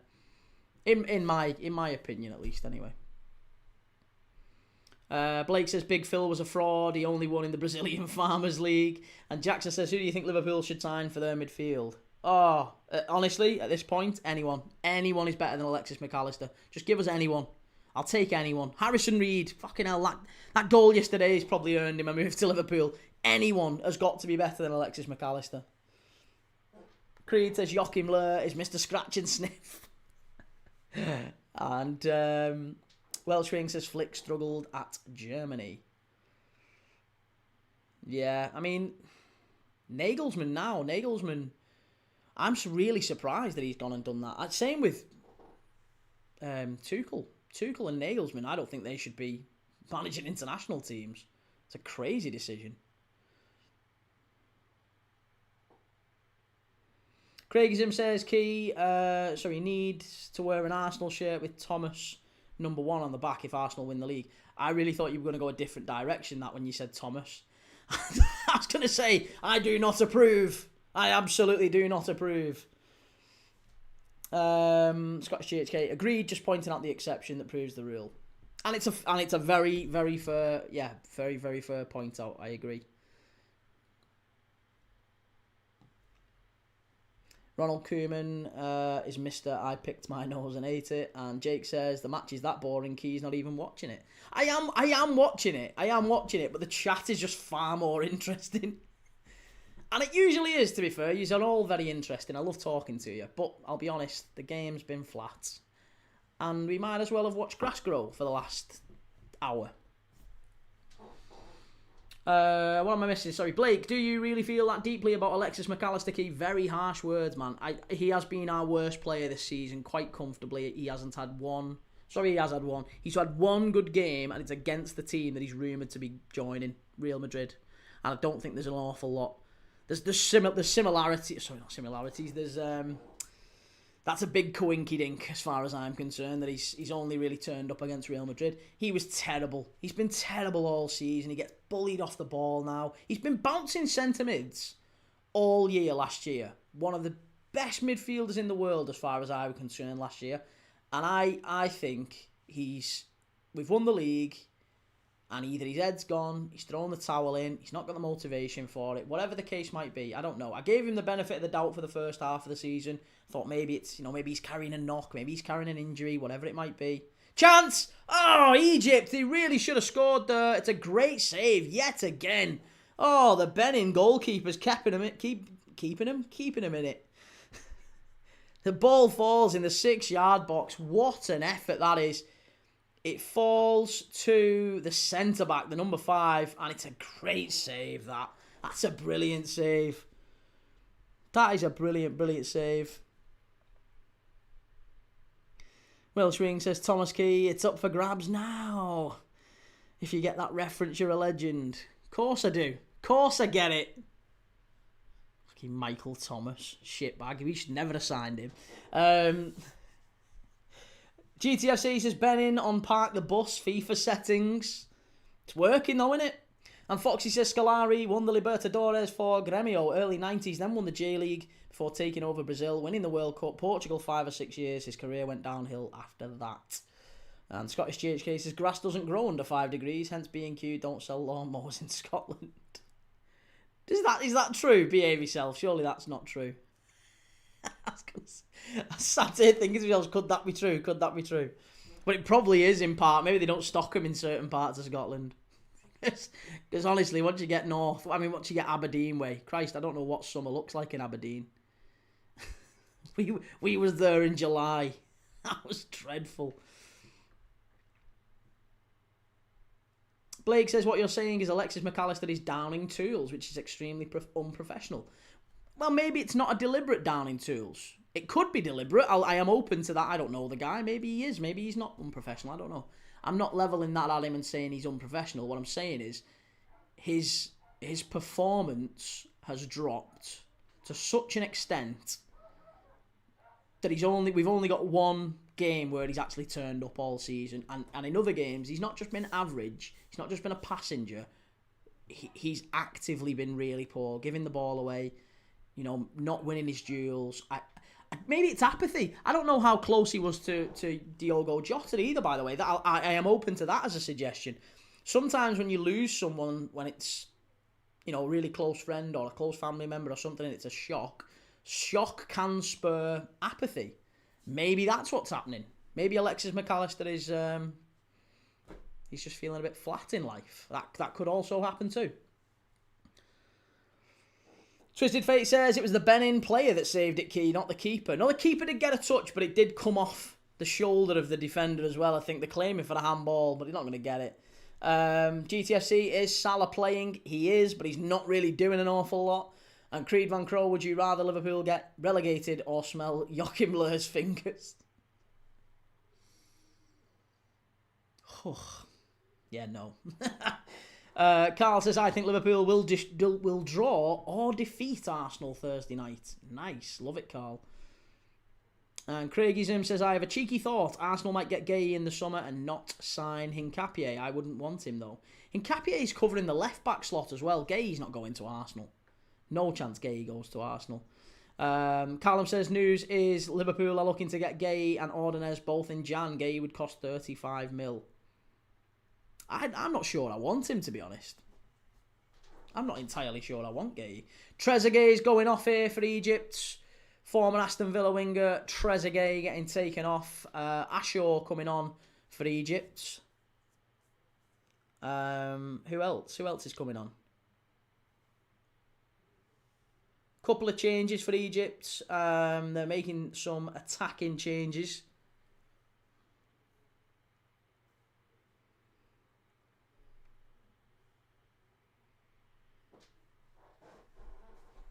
Yep, Imam Ashaw comes on for Trezeguet. A tricky number 8, Ashaw. Twisted Fate says, anyway, rivals eat grass now because I'm confident Mainu stays at United. And Zizo's come on for Ibrahim Adel. Zizo, again, another attacking change for Egypt.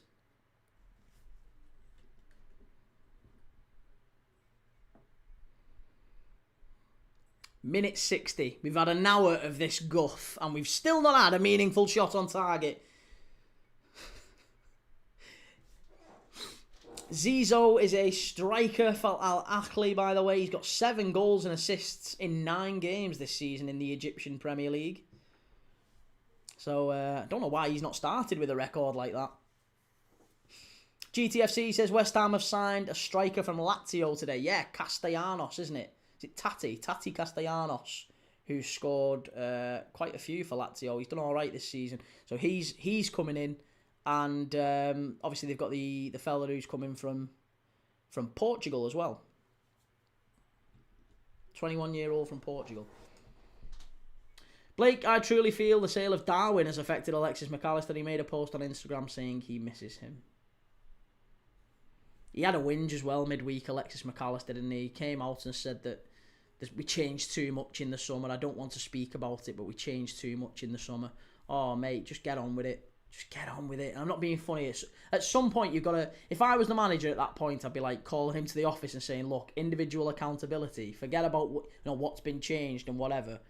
What have you actually done? Like, how's your performances? How do you think you're doing individually? Forget collectively. How do you think you were doing as this season? Because it's been absolutely shocking from him. Absolutely shocking. Philippines says Rangers v Aberdeen predictions for tomorrow. I'll be at the game. I'm going 2-1 Rangers. I think Rangers will get the win there, yeah. Started to do all right, haven't they? Good result against Celtic in the Old Firm, of course. Twisted Fate says key watching games equals draws. At least we'll get a penalty shootout. Well, we can't, because I need a goal in the game. I stupidly went Egypt or draw and at least one goal in the game. I didn't think we'd get a 0-0. Come on. Wanderala says, if you was the coach in that position, what would you have done, Key? With who? In which position are we talking about, sorry? Foxy says Tati came through all that City group clubs talk in Uruguay to New York City, then to Girona, and then they've sold him to Lazio. I didn't know that. Okay, fair enough. I knew he was at Girona, but I didn't think that was like a City. I thought that predated City. Right, there you go. Interesting. Blake says it's not the same without your mates in the changing room. I get that, but still, you're still being paid handsomely by the club. You can't say, one of my mates has left, therefore I can keep churning this guff out. Do you think if we sold him to Real Madrid, he'd be able to produce this sort of stuff? You can't be playing for... I can't buy that, mate. I think if you're playing for Argentina at the top level, you're looking to maybe win the World Cup this summer. He's so bad. So bad. Craigie Sim says, at this point, Man United could appoint The Undertaker and they couldn't play worse. Oh, good save. Mo Salah's first shot on target. Good save from the keeper, that one. And Wanderella says, Ruben Amorim, sorry about that. Oh, you don't have to say sorry. If I was the coach in that position, what would I have done? What with the club saying you need to change formation? I would have resigned. Yeah. And to be honest, I mean, it's kind of veering off into personal stuff in the past, but I've done that in the past. I have done that in the past. I've resigned at places where people above me have tried to overstep their bounds, let's say that. So yeah, I've lived it. I've lived the, I'm not just saying it, I really would. I would have resigned on principle. I think once people start trying to do your job for you, it means they don't trust you. And if they don't trust you, then it's pointless. You can't do anything if people don't trust you. You can't have people... Otherwise, you're just a puppet, aren't you? You're just kind of just doing whatever people tell you to do. Imagine being that guy at Man United, where you've got your people above you, Jim Ratcliffe and... Oh, Benin! Oh, nearly! Benin nearly 1-0. We nearly had Mo Salah back for the Arsenal game. Oh, my goodness me. And Scottish GHK says, sadly, I agree, Rangers will win, but there's a big rivalry between Aberdeen and Rangers, so upsets happen, usually when players are kicking each other rather than the ball. Yeah, bloody hell, maybe. Could be. Anfield goal getter, how's it going, mate? Hey, how's Salah doing? He's had one shot on target. The game is absolutely dreadful, mate. It really is. We've had one shot on target, maybe two at a push all game. Benin have just actually had a really good chance. I would argue that's been the best chance of the game there that Benin have had. Yeah, good save from the keeper. Was it El Shinawi, the keeper?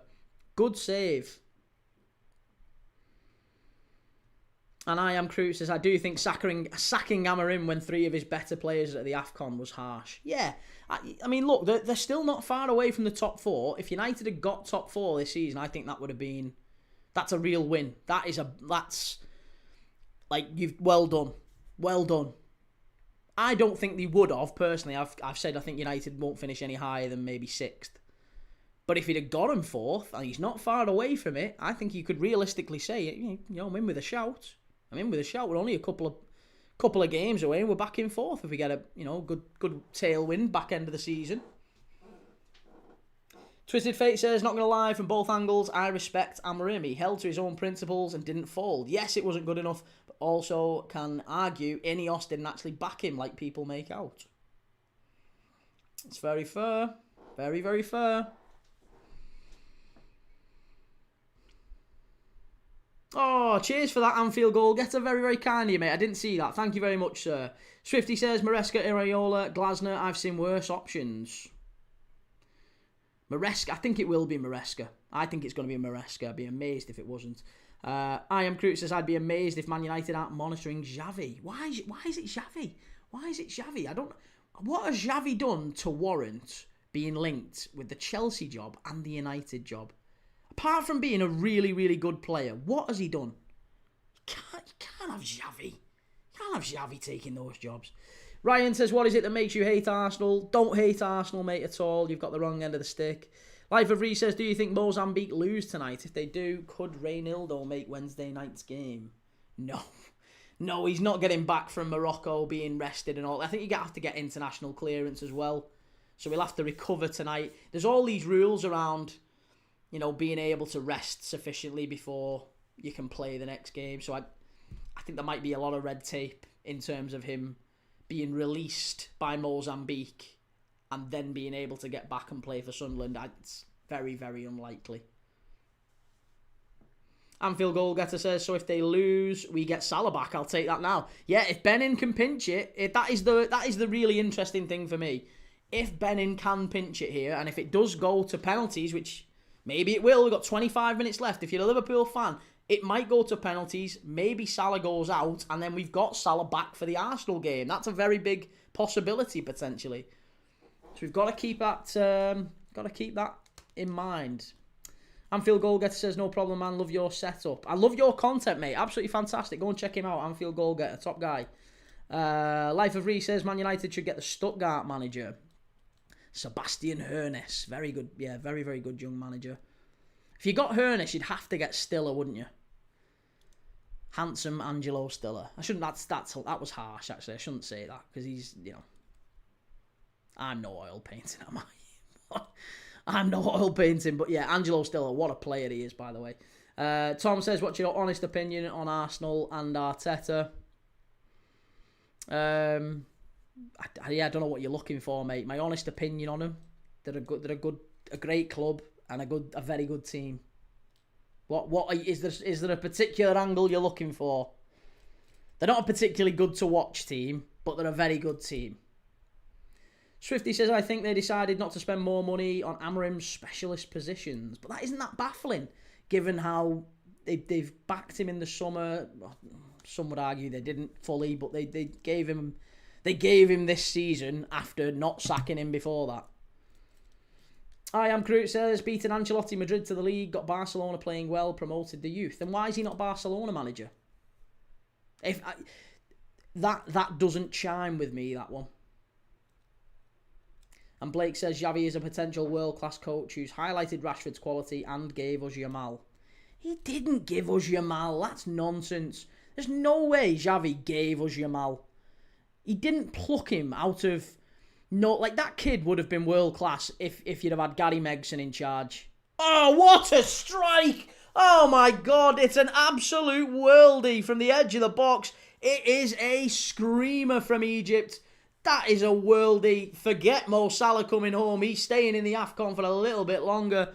Oh my goodness me. What a strike that is. Edge of the box. The ball just runs. And it's Attia, who strikes it. Side-footed. Top corner. Al-Akhli's. Marwan Attia. What a strike. And he does the Conor McGregor walk as well. Oh, what a strike. It's 1-0. Watch this. Ball down the right-hand side. Salah's in the middle. It's pulled back. Edge of the box. It's 25 yards out. Oh, my God. What a strike. No chance at all for the keeper. Top bins. Absolute top bins. One of the goals of the tournament from Attia. Side-footed. Runs onto it. Ah, that's a great strike. That's a brilliant strike. This is Brock says, do Spurs sack Frank? Absolutely not. Crazy decision if they do. Crazy decision if they do. Loco, would you take Stiller if Maka leaves in the summer? He wouldn't be our first choice. He wouldn't be my first choice, sorry. Yeah, it wouldn't be my first choice. But I like him. This is Brock says, do our chats not show up? I'm confused. Where's our messages? Messages are not shown on the screen, mate, because the messages on the screen are from the place that starts with a Y and sounds like you that place. I Am Crew says he's got 3 players away at the AFCON, Bruno injured, and a good summer window, very harshly sacked for me. It's a fair point. It's a very, very fair point.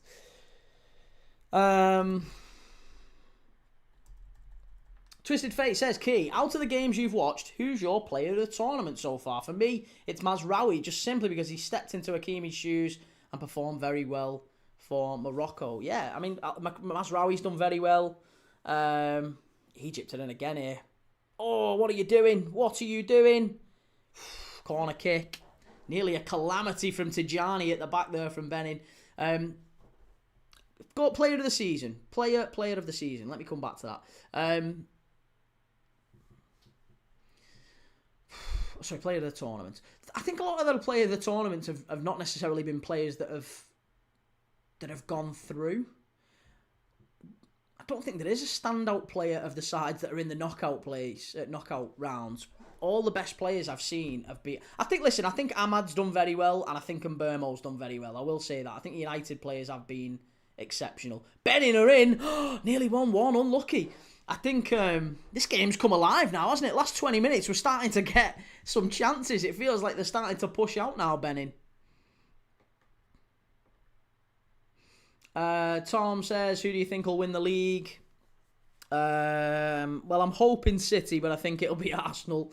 Blake says, gave Yamal his official debut in 2023, making him Barca's youngest player ever at 15 years old. I know, but if he'd have waited another year and it wasn't Xavi at the helm, Yamal would still be the player that he is. Yamal would still be here, and he didn't give us Yamal. I don't think you can give him an awful lot of credit for Lamine Yamal. Lamine Yamal was going to be very special, whoever found him. Same with Michael Owen. Like you can't give Roy Evans and Gerard Houllier credit for Michael Owen. Not really. He was always going to be a top player coming through that academy. Same with Gerard. You can certainly give him credit for how he's handled him and maybe a part in his development and whatever, but he's always going to be a special player. This is Brock says Brentford are doing better than they were with Frank and 4 of their best 5 players transferred out. I think he's done really well. I honestly do. Keith Andrews has been great. I got a bit of stick at the start of the season when a lot of people favoured Brentford to go down, and I said no chance. I think they're going to stay up quite comfortably in the end. Look where they are. They've done very well. But I also didn't think Wolves would go down. So I'm massively wrong on that one. Look at the Benin fans. The Squirrels, Les Equirel, are fighting to get back into this one now. They're nervous, the fans. I Am Crew says, who do you think United will get? Could they tempt Eddie Howe? Eddie Howe, he doesn't feel appreciated particularly at Newcastle. He could do, couldn't he? That's more of a United signing. Because I think Jim Ratcliffe likes this, he likes Gareth Southgate. I think he liked that idea. But, if he's not getting Gareth Southgate, I think if that's off the table, Eddie Howe could... Someone who's got Champions League managerial experience, he's won a cup.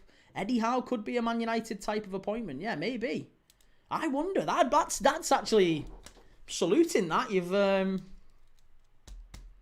put one in my mind there. I think maybe Eddie Howe's an outside chance for United, possibly.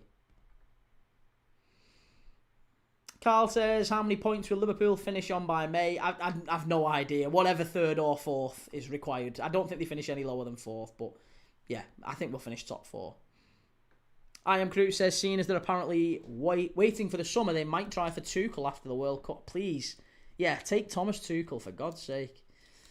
Wilfred Nancy to Manchester United. And Loco says, if United get Eddie Howe or Southgate, that'll be my final straw with United. Never watching another minute. Oh, behave yourself, mate. You can't do that. You can't do that. Why? What's wrong with Eddie Howe? Why would Eddie Howe be such a bad appointment for United? He's done very well at Newcastle. Taken them from... nothing to something, let's be honest. He hasn't, even though they're owned by the Saudis, they've not spent as much as you maybe would have expected them to. They've not Manchester City'd their way to success. He's got them in the Champions League. He's won the League Cup, first thing they've had to win and celebrate in years. Yeah, I think he's been a good manager for Newcastle. He'll be a Newcastle legend whatever happens, but I think he'd be a good appointment for United, him. I really do. I really do. Blake says that's the nail in the coffin for Man United as an institution if Eddie Howe goes. Why? Why is Eddie Howe such a... Why is Eddie Howe... Right, here's the thing. Let me roll this back. Why is Eddie Howe such a bad appointment, but you'd accept Iraola? You'd accept Glasner. Why are they any better? Why? Because they're fancy-dan European foreign names. If his name was Eduardo Howio, you'd like him a lot more. That's what that is. That's fancy-dan. That's fancy-dan stuff, that. Eddie Howe wouldn't be able to handle the United job at all. Why not? Why not? There's pressure at Newcastle. Would he be able to handle it any more or any less than Glasner or Iraola? I'm telling you, that's what it's the fancy name, that's the foreign name syndrome.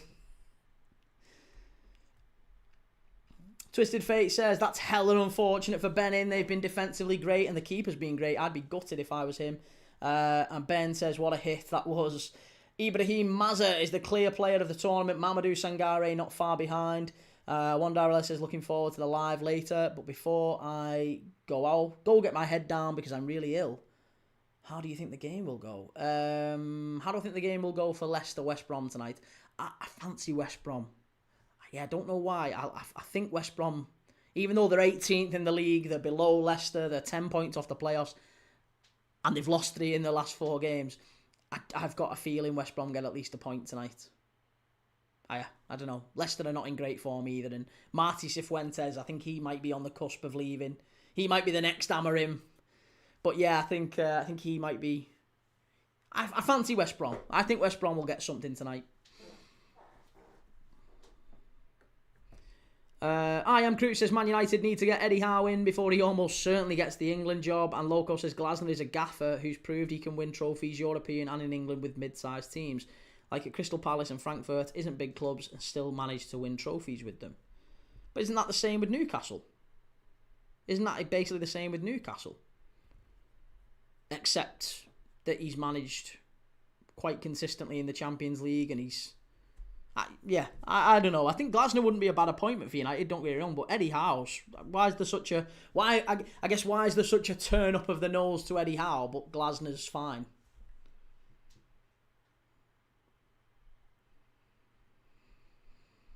Tom says, what areas of the Liverpool team do you think needs improving? If we're looking just at the first 11, I actually think we probably only need maybe 2 or 3. Maybe even just 2. If it's just first 11, maybe just 2. Oh, Benin! Yellow card, ref! That's a yellow card for Egypt, minimum. Oh, Fatty. Fatty, I think he should have been off there, you know. Unlucky for Benin. They were so close. He hauled him down there. There was actually a last man, so it wouldn't have been a red. Oh, Benin. They'd have been away there then. They'd have been away. Look at that. Oh, Benin. 1-on-1, unlucky. Yeah, I think we probably only need 2 in terms of actual, like, first 11. 2 midfielders. That's it. 2 midfielders is all we need in terms of first 11. Maybe even just 1. But our big problem is the squad behind it. That's the difference between Liverpool and Arsenal, for example, or Liverpool and City, is that your benches are just far bigger than ours. We made a lot of signings in the summer, but they all needed time. We haven't really got the bench anymore. You look at Arsenal's bench and City's bench, and then you look at Liverpool's bench. It's a world away. We sold too many in the summer. Too many changes. Blake says Glasner and Iraola are revolutionaries. Eddie Howe is a reverend. And Loco says Eddie Howe's history isn't justified to get the United job at all. And Ian, good to see you, Ian, says we need a centre-back and an attacker. Think we need an attacker and a starting 11? Do you think we need that? I don't think we do. I think if we start... I mean, I think we're going to play with two up front next year. I think it's going to be Ekatike and Isak up front with Wirtz just behind them. Szoboszlai and Wirtz just behind them. And then Gravenberch and maybe a number 6 just behind them. If Konate goes, it's 2. But I honestly think if all we got for the first 11... I still think we need more behind that. But if all we got for the first 11 for Liverpool was a number 6... and a replacement centre-back for Konate, fine with that. Absolutely fine. Ooh, Egypt again. Loco says, bet PSG at home and everyone is hyping him. And Ian says, who would you rather have in our current squad, Chiesa or Elliott? I mean, I wouldn't have either. If I'm dead honest with you, mate, if I'm dead honest, I wouldn't have either. But I think we've already secured a deal away for Elliott, so I don't think it's a smart move to bring him back. I don't really understand the clamour of bringing Elliott back. I think that's a very silly thing to do because he's on the bench at Villa at the minute. Soon as Salah comes back, he'll be on the bench with us. It's silly. We've got to move away from him. He's not been able to force himself into the Villa squad. That's unfortunate for Harvey. I like him a lot, mate, but his career is his responsibility. It's not ours, is it? Like, I feel really sorry for him, but ultimately, if we take him back, we've got to pay Villa the loan fee back, and then we've got to find him another move in the summer. So if Villa don't want him, he'll stay at Villa to the summer. He's got to force his way in, I think. He's got to force his way into the team. But I'm talking Jan, a lone attacker. I don't know, mate. For me, I don't think Harvey Elliott, bringing him back, I think it's not even a short-term fix. It's like a short-term fix because he'll literally be on the bench as soon as Salah's back. He's on the bench there, he's on the bench here.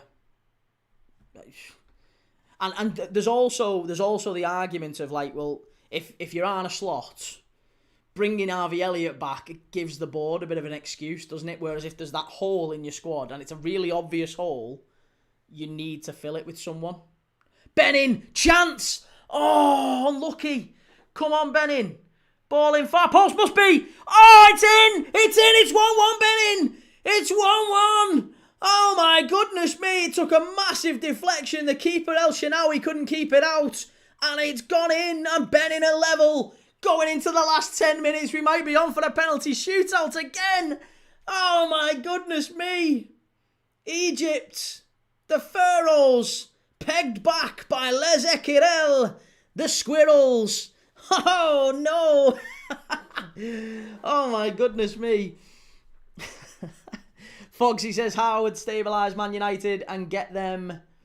Sorry, what was that? How could get them into Europe? Then the inexperience and struggles would come combining Prem with Europe. Let's just watch this back here. It was a cross from the right-hand side. Took a massive, massive deflection. Keeper keeps it out, and then it's a tap-in. It is going to go down. I mean, it's basically an own goal, but it is going to go down as a... Is it the Benin centre-forward who gets the final touch here? El Shenawi keeps it out, and it's Dosu, I think. It's Jodel Dosu, who plays for Victory Rosport in the Luxembourg League. Victoria Rosport in the Luxembourg League. Unbelievable end to this game, and Benin are level. We could be on for a penny shootout. Maybe Salah will be back for the Arsenal game, Ian. Ian says, definitely need a centre-back. I've never seen Kanate play so many games. Yeah, we're crying out for a centre-back. And this is why I've got sympathy with Slot, mate, because he's been sold down the river. You can't have... Kwanzaa was in the England squad last year. We've replaced him with an 18-year-old kid. You know, Leone, as good as he might be in years to come. We've replaced him with an 18-year-old kid who got injured on his debut, ACL on his debut. He's not had him. And Christ, Klopp couldn't rely on Joe Gomez. We still can't rely on Joe Gomez. As much as I love Joe Gomez, he's not a player that we should be relying on.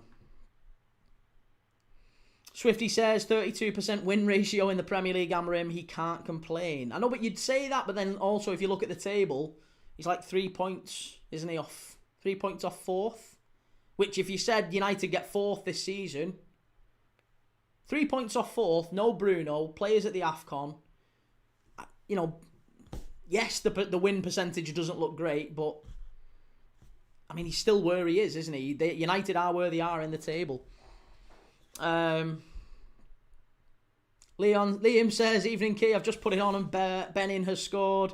And I am Crute says, we're also unbeaten in 8 games. 9 now. As poor as it's been at times, the losing rut has stopped.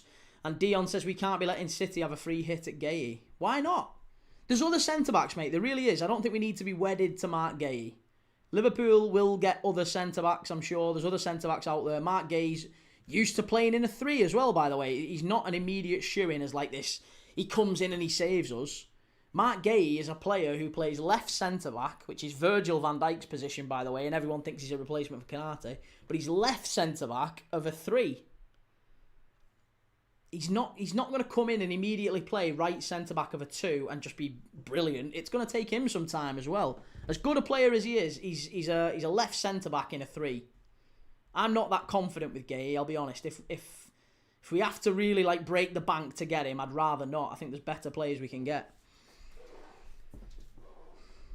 Sam says, oh, I just stumbled on the most delusional person on TikTok. Boom, boom, there's the new bio header. I'll take that, Sam. Take that every day.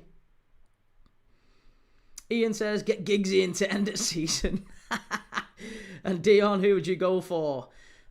I mean, centre-back wise, I feel like the market's actually not that bad. There's good centre-backs around. Even, honestly, Nathan Collins at Brentford. He's been linked with Liverpool and you know, he scores the other night against Everton. Nathan Collins is the type of centre-back Liverpool could do well with. So I wouldn't mind someone like that. No nonsense. You know, he's got a bit of pace about him. Plays in a back 2. Can play in a back 3 as well, but plays in a back 2. Familiar with the Premier League. Wouldn't break the bank. Not a bad signing. That's a very Jurgen Klopp type signing as well. People talk about Wijnaldum from Newcastle and players like that. I think that wouldn't be a bad signing at all. I look at West Ham. Honestly, people talk about Jared Bowen. I'd go and get Jared Bowen from West Ham. I really would. I'd go and get Jared Bowen. I'd go and get Nathan Collins. These are the types of signings that title-winning sides are built on. You don't necessarily need to go and make all these like unbelievable world-class record signings. You don't need to. You go and get the best signings. The types of signings that won us the league weren't, you know, the game-changing ones. I mean, we had to get a couple in like Salah and Mane, but you know, Henderson played a big part. Milner played a massive part. Collins is a good shout. Scottish GHK and Mohamed Sherbini. Sup, big fan. How's it going? And Ethan says, what did you make of the City-Chelsea game yesterday? It was, again, crap. City should have won that one. They should have been 3 or 4 up. Should have been 3 or 4 up and Chelsea win it at the end. That's typical Chelsea, classic Chelsea. They keep going to the end. Fair play to them. They deserve it. Ethan says City should recall Reece from Girona. CFG will want him to stay in La Liga to keep them up. But we're desperate for a centre-half at City. Hey, you might end up with Mark Gay.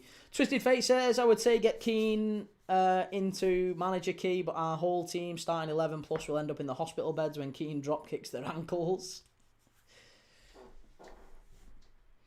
Ian Young says, Gay is good, but the best thing about him was his price. Yeah, it's a bargain at 35 million, isn't it?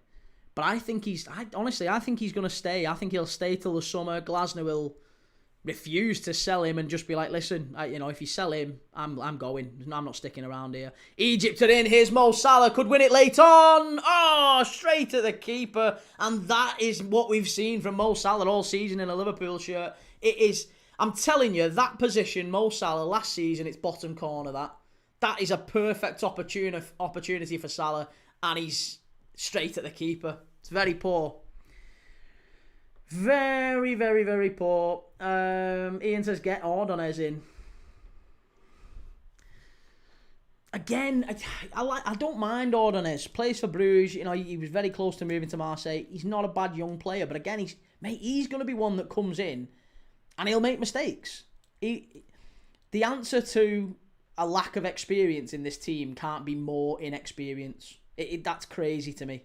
It can't be. We've got to remember the fact that we've got rid of all these title-winning players who've played big parts for us last season. Diaz, Nunes, Trent's gone. Robbo's now playing less of a role. Even Kwanzaa, like I said, Kwanzaa was in the England squad before he left. He's a title winner. He had good experience for us. We've lost all these players. Jota, God rest his soul. You know, all these absolutely wonderful title-winning players who've gone, and now we're replacing them with kids. And then people are going to be kicking off that we're not title challenging next year. You've got to, at some point, you've got to go out there and get a profile that's 25, 26, 27, bit of experience, can come straight in and do a job for you. Bowen, Nathan Collins, this is why I'm thinking. You know, this is my line of thinking. I could be wrong. I'm hoping Liverpool are thinking more like me than some of our fans. But I do. I think I think that ship sailed with Mark Gay now. I think if we got him in the summer, it would have been, in the summer just gone, it would have been a great deal. Now, it's looking a bit messy. I think he's demanding much bigger numbers, and fair play to him. I don't think it becomes the right thing now. I think we need better. Or different, rather. Creed says Mickey van der Ven. Mickey van der Ven, what a player. I like him a lot. But again, it's coin, innit? It's going to be a big amount of money to get him out of Spurs. Ben says that's the hipster fans that wouldn't want Southgate and wasn't fussed when De Gea left initially. Then were happy when Onana came in just because he can play with his feet. Yeah. The E-Reds, as we call them at Liverpool. I suppose United would as well. Ethan says, not sure I want Gay at City. He's good, but he's similar profile to what we have. We need a defender who's a monster in both boxes. Murillo. See, I'd love Murillo from Forest. I think Murillo's another one. I'd love Nathan Collins. I'd love Murillo. Murillo's probably going to be 100 million unless Forest go down. Sorry, 3-star. Sorry, 3-star. We love 3-star. 7 minutes of added on time here at the AFCON. But yeah, if Forest do go down, then Murillo would maybe become affordable. As would Elliot Anderson, as would Morgan Gibbs-White, and I'd take all three. I would have all three. I'd give Forest 200 million quid for all three with my blessing and say, there you go, there's 200 million, go and enjoy it, go and spend what you want on it. Have a nice day. Benin player getting stretchered off here. 1-1, last 6 minutes. And Musu's coming on for a loco. Blake says Liverpool need a Van Dijk-esque signing. And Dion, I really wanted Bowen a few years back, some player, love him. One of my favourite, if not my favourite, non-Liverpool player in the Prem. Top player. Like him a lot. Blake says Slot has finished off Salah's confidence. Very sad to see. Slot's getting an awful lot of stick at the minute. I Am Crute says he's been a massive loss this season for Wolves. I'd have Manetzi. Ian says we've lost so much experience. We have, yeah. And Blake says, nothing hipster about it. Football is an evolving game. We need fresh ideas. And Sean says, what do you think of Lennart Carl's quote? I haven't seen him. What's he said? Let me know. What's he said? Swifty says, Gibbs-White isn't that good. Well, he's good enough that I'd want him at Liverpool as an option. I think Gibbs-White is a bit of a... He reminds me of like an Oxlade-Chamberlain type signing when we made it. I think, he can drive. He's got legs for days. He can run. He can get up and down the pitch. He's a good option. And I think he would come to Liverpool and not expect to be an immediate starter. But I think he would thrive, and I think he'd be a fantastic option off the bench, and maybe even someone that does work his way into the first team eventually. But I like that type of signing. Mohamed Sherbini says, bro, I thought Egypt would win. You still might do, Mohamed. Listen, there's still a penalty shootout potentially to come, and extra time and all that. There's still time. 56% of the chat thought Egypt would win quite comfortably. It's not. I thought that too, for what it's worth. Ben says it's a shocking decision letting Kwanzaa go. Said it at the time. Kwanzaa, we have a 60 million... Is it 60 or 55? We've got a buyback clause of around 50 to 60 million. But it's only active next summer, 2027. So we could maybe try and buy him this summer, which I'd be up for, to be honest. Kwanzaa would be fantastic to get back in. I think he'd be a great option for us, but I think he might come back a year later. I think he stays at Leverkusen, does well at the World Cup, and then comes back to us next year when we activate our buyback clause. Top defender. I like him a lot. I Am Crute says, would Jaron Bowen risk getting divorced by leaving West Ham? I think the time's come for him to leave West Ham, and I think his missus would respect that. I like him a lot. Salah with the ball in. Oh, all the way through, and it's out the far post. Unlucky. And Liam says, do you think Liverpool should have got Bowen instead of Rob Owen at Hull? Not instead of, but with would have been a great idea. I Am Crute says, hey, he said he'd love to play for Real Madrid one day, and that's his dream. Lennart Carl did. All right. Bayern fans are furious. Yeah, well, I can imagine. So that's a very Raheem Sterling type of quote. That. Adam says, not being controversial, but Egypt are overrated. They've not been at the best this tournament. It has to be said, and I'm really surprised because I thought Omar Marmoush was a signing I wanted so badly for Liverpool. He's been awful this tournament. Been really poor. Ethan says we've got Juma Bar out on loan, who has the physicality we need, but by all accounts he's had a shocking season in France. And Creed says Bowen screams of a Chelsea signing to me. Not more wingers. Christ, they've got about 14 wingers, Chelsea, at the minute. Loads of wingers. Mike, what team do you support? I am a Liverpool fan, Mike. And I am Creed said, would his father-in-law respect it? I don't think he'd have much choice. To be fair, his father-in-law has said it's like unbelievable that he plays for this team and he's the best player and all this. So I'm pretty sure he's already achieved his dream of his daughter marrying the West Ham hero who won them a Europa Conference League and all this. Like, I'm sure he'd forgive him going to Liverpool. Bowen's too old for Chelsea, says Zubaid. Fair enough, yeah. Jake says, who's your manager of the season so far? Best young player of the season and signing of the season. Manager of the season, I think, would be Regis Lebris. Best young player of the season. Young player. Best young player.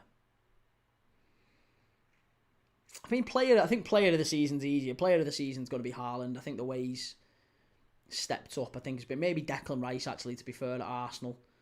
But Haaland's been terrific. Young player of the season. Young player of the season has been, there's been probably a few different candidates that you could throw in for that.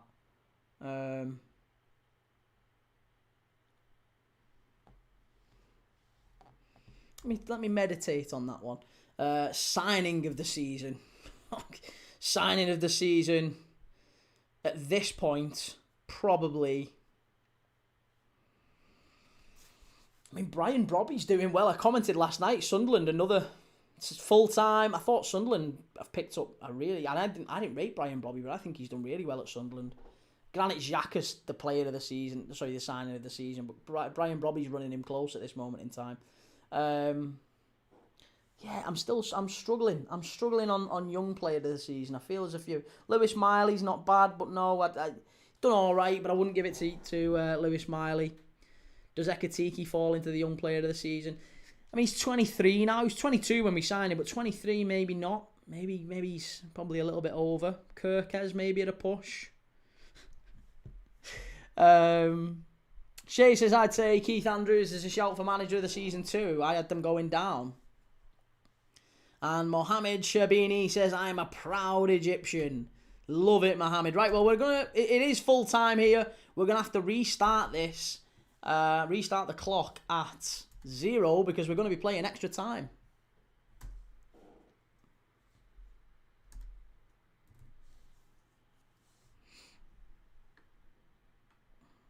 United Forever says, Key, do you think Amarim's sacking was deserved? No, mate, I don't know. I don't think it is.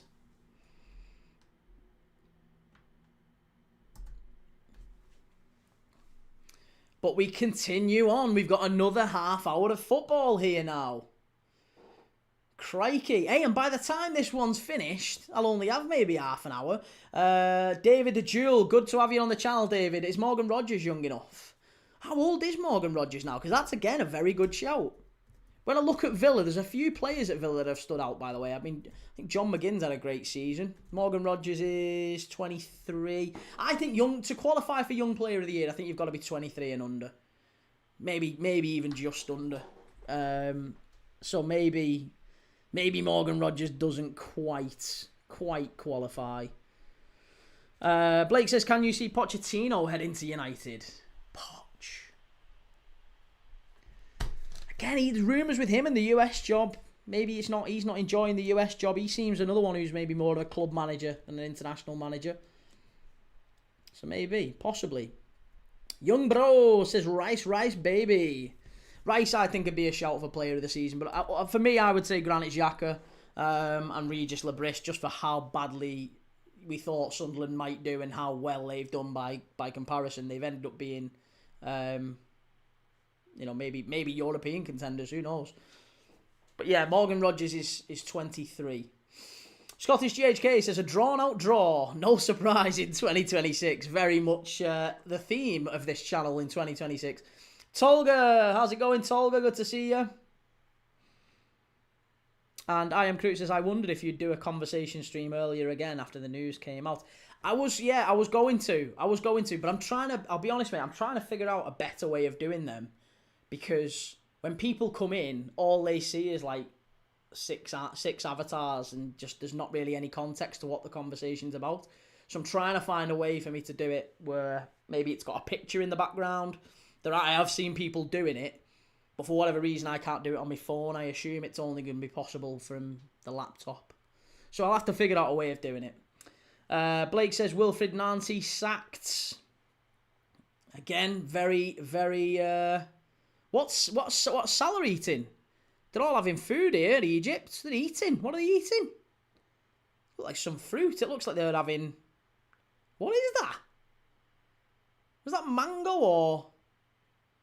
It was some sort of fruit then. I don't know what it was. Maybe it was melon. Melon's supposed to be very very common now. It used to be orange peels, wasn't it? Orange used to suck on an orange peel at half time. Now it's becoming, maybe it's melon. I don't know. Right, Verdon and Salah, the two captains, are now just having a chat with the referee to see who gets which half for the coin toss. Salah's going to play that side. I Am Crew says you could have just set it up how it is now, but then with the lineup side, just have a combo box.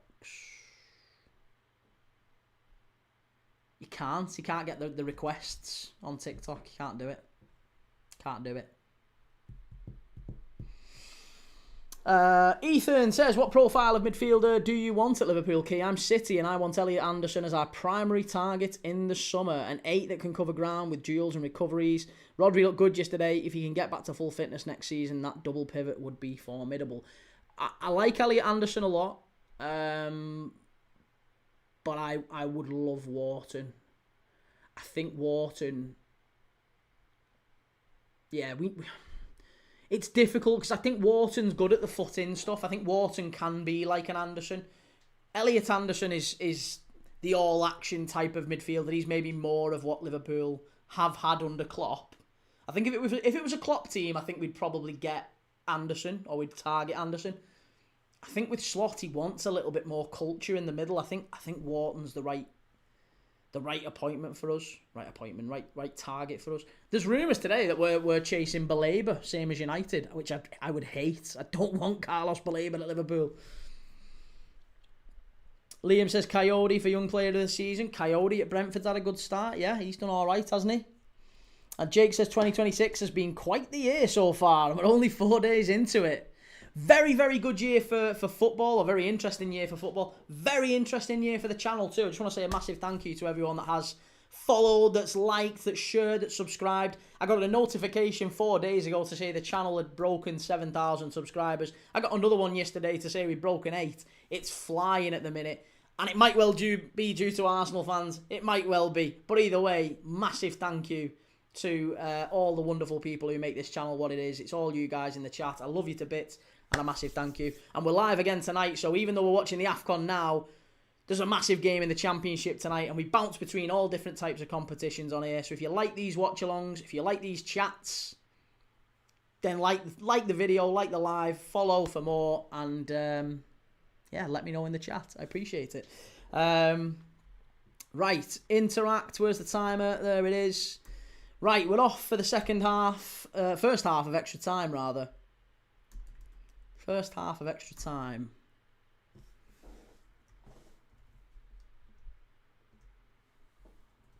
Actually, no, we need to change it, don't we? Because it's 90:45. Right, there you go. We're on 90:45. Better. Scottish GHK says, wasn't it a fruit salad? It might have been. Maybe it was. Yeah. Benin, clear it away. Liam says, are you doing West Ham tomorrow? I am, yeah. 2 games tomorrow. Algeria against the Democratic Republic of Congo in the AFCON, followed by West Ham against Forest. A proper 6-pointer tomorrow night. I Am Crew says, finish work at 8:30 tomorrow. Train is at 9:45 and it's meant to snow again. Not going to be fun. That's a red flag for getting back, mate. Yeah, you might struggle.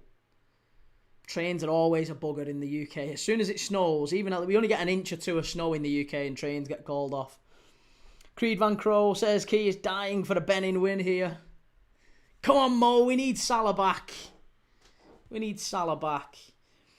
Blake says, can you give us a review of the stats in 2025 for games covered? I can, yes. In fact, I've got them on my phone. Let me show you. I'll tell you. So we did 512 games. 512 games on the channel. We did 1,357 goals. Of those 512 games, we only had 12 0-0s. And then we started 2026 with 2 0-0s back-to-back. The 12 0-0s that we did was Man United 0, Man City 0 in the Prem. Portugal under-21s 0. France under-21s 0. The New Saints 0, Skendian 0 in the Champions League first round qualifying. That was a great one.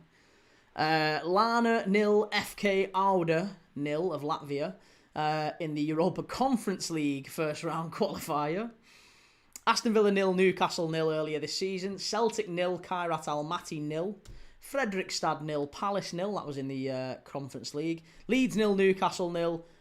Rangers 0, Celtic 0, Old Firm game. Pisa 0, Lazio 0. And Sturm Graz 0, Nottingham Forest 0. Oh, and also Vélez Sarsfield against River Plate 0. The first Argentinian Premier League game we've ever done on the channel was a 0-0. So there you go. 1,357 goals. We saw 40 plus competitions together. And then I did a top 10 breakdown of the top 10 games that we'd ever watched on the channel. That was on that post is on Twitter. You can go and check it out on Twitter. If you find me on Twitter, Key Thomas, the Premier League Dad, you can go and find me, and you can see that post, the top 10 games that we actually covered in 2025. Jake says, never knew you had such a large following on YouTube. Only ever watch on TikTok. Keep smashing it, pal. Cheers, mate. Thank you very much. It's very kind of you. And Captain Spurs says, I saw you on Fan Reaction TV. I think you're great, so forever subber now. Good lad. A Spurs fan. We love Spurs. We can hate Arsenal together. Allegedly, I spend all my time hating Arsenal, but there you go. We can hate Arsenal together, mate. Sarah says, thank you, Captain. Jake says, I would take Wharton at Liverpool. He's a really good midfielder for Palace, and him and Gravenberch as a double pivot would be vital. Creed Van Crow says, do you think Salah would play given the whole Slot-Salah drama? I honestly don't think Slot was the issue with Salah. I think what he's heard, it's really common. Salah's like any other big player. He's got an ego. And I think what happened is the club gave him a massive contract, and they felt like he wasn't playing to the level of that contract. So what they did was a little bit of a tentative check in the market just to see who'd be interested. If we were to put Mo Salah on sale, who would be interested? What fee would they pay? When would they pay it? Would they be interested in January or the summer? And they've just put some feelers out. I think the club have already had some conversations to see whether Salah would be of interest to your PSGs, maybe your Real Madrids, maybe your Barças, maybe Saudi. I don't know. They've reached out. And I think what's happened is Salah's got wind of that from his agent, Rami Abbas. Salah's got wind of that and gone, I don't like that. The club are trying to sell me under my feet. I'm a Liverpool player. I don't like it. And he's come out and he's lost his head.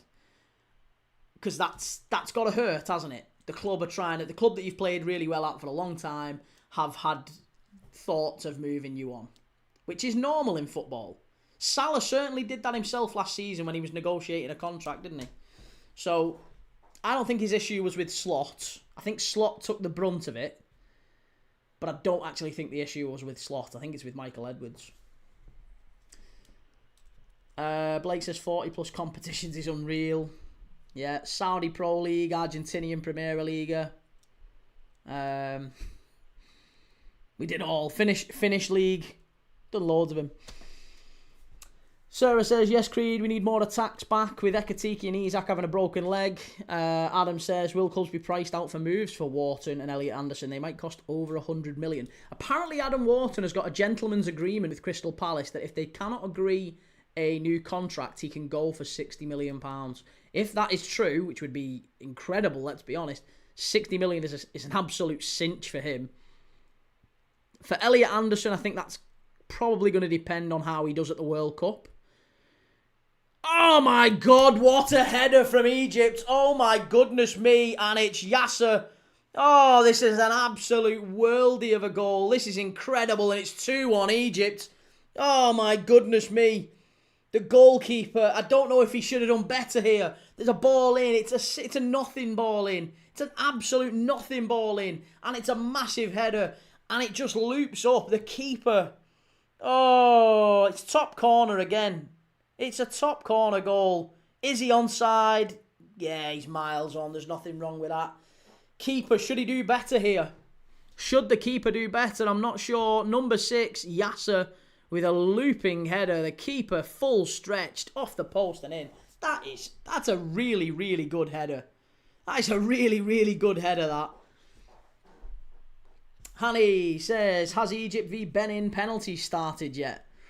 It's not, mate. No, I don't think we're going to get to penalties now. It's 2-1 Egypt, and it might well go further. I don't know. Maybe it is going to be penalties, but it might well be the end of the game. It might be 2-1. The Scrum Down Live says, not done the Ensley League, though. Not quite, no. That's next. I Am Crew says, if McAllister goes, Wharton would be the perfect replacement, and Benin are going to be Ben out. Flames, I am back. Good to see you, Flames. But yeah, Egypt 2-1 up now. Keeper has to do better there, to be fair, says Liam. I don't know. I don't know if I'm being harsh. I think he didn't have a lot of power behind it, but in terms of actual placement, that was top quality, wasn't it? Absolutely banging. Great effort.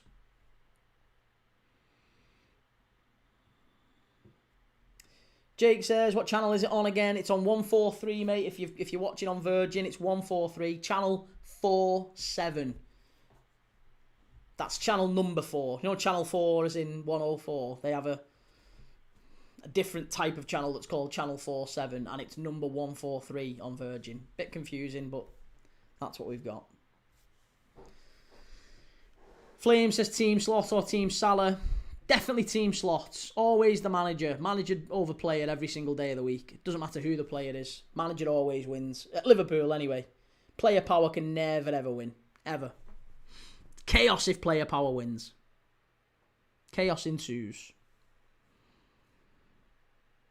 Oh, and it's on Sky, channel 137. Thanks for that, Liam. Appreciated. Yeah, so it's 137 if you're watching on Sky. It's 143 if you're watching on Virgin.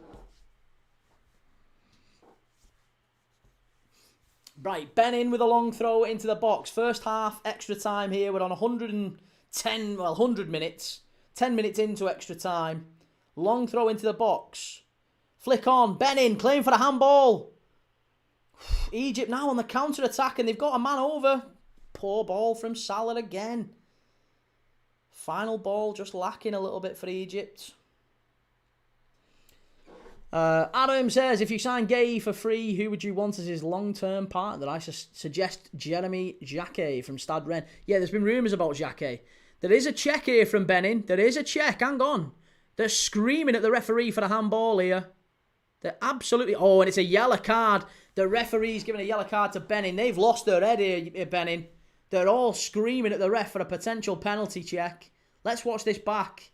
Tijani, the Benin defender's getting a booking for his outspoken kick-off, basically. But let's watch the handball back. Is there even a check? It didn't look like a handball at first glance. Ref's not give it. VAR's not give it either. So Jeremy Jacquet, I think, is one that Liverpool allegedly have looked at. Other clubs have looked at. Talented young defender. Captain Spurs says, what do you think to Slot inverting your fullbacks and slowing down the build-up on the counter-attack? Is that the Liverpool way? I don't necessarily think it's the Liverpool way, but I think it has to be the way right now. Yeah, I think he's realised that he can't rely on the midfield. Yeah, can't rely on the midfield. I don't think he can particularly rely on the centre-backs we have at the minute either. But he's making lemonade out of lemons, mate. We haven't really got the players, the personnel, the depth to rotate in the way that he would like. So he's trying to get through to the end of the season, get the results that we need that will get us where we need to be, and the performances will improve later. The performances aren't important right now. The results are the more important thing. This is like phase 1 of Slot's redevelopment and the club's redevelopment.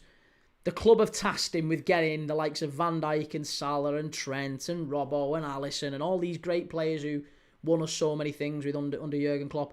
They're getting on now. They're aging, and we've got to move on from them.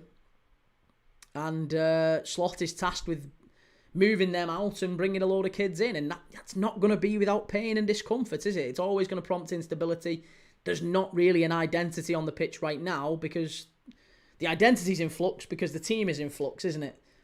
So for me, I think Slot's doing what he can do. I think he's been sold down the river a little bit by Liverpool, and he has my. Listen, he's made mistakes. He's not beyond reproach. He has made mistakes. But that's to be expected. He's certainly earned enough patience. And I would like to think that next season, if we're in the same boat next season, I'd be saying, yeah, Slot out at this point.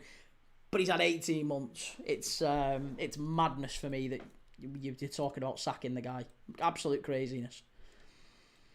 Long throws into the box. Benin starting to dominate a little bit now. They're starting to pick up the second balls, and Egypt have retreated 10, 15 yards. They're starting to accept that Benin are going to float some balls into the box.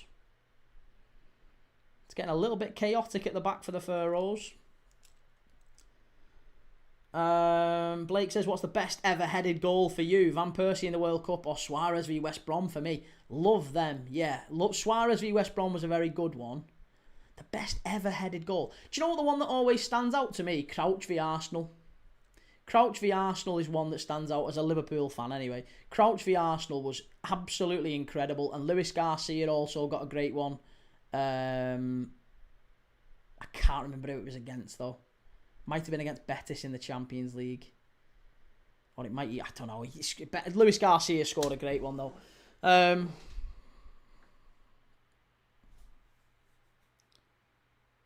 That wasn't handball. You're not handballing that. It's never handball at all.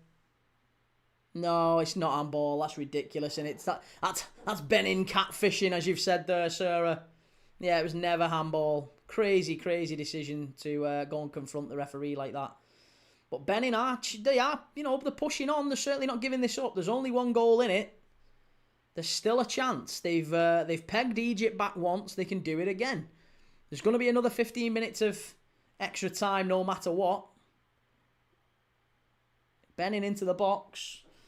NUFC Isaac says Burn v Bilbao was a magnificent header. Yeah, that was a good one as well. Yeah. To be honest, Dan Burn against us in the Carabao Cup final was alright, wasn't it?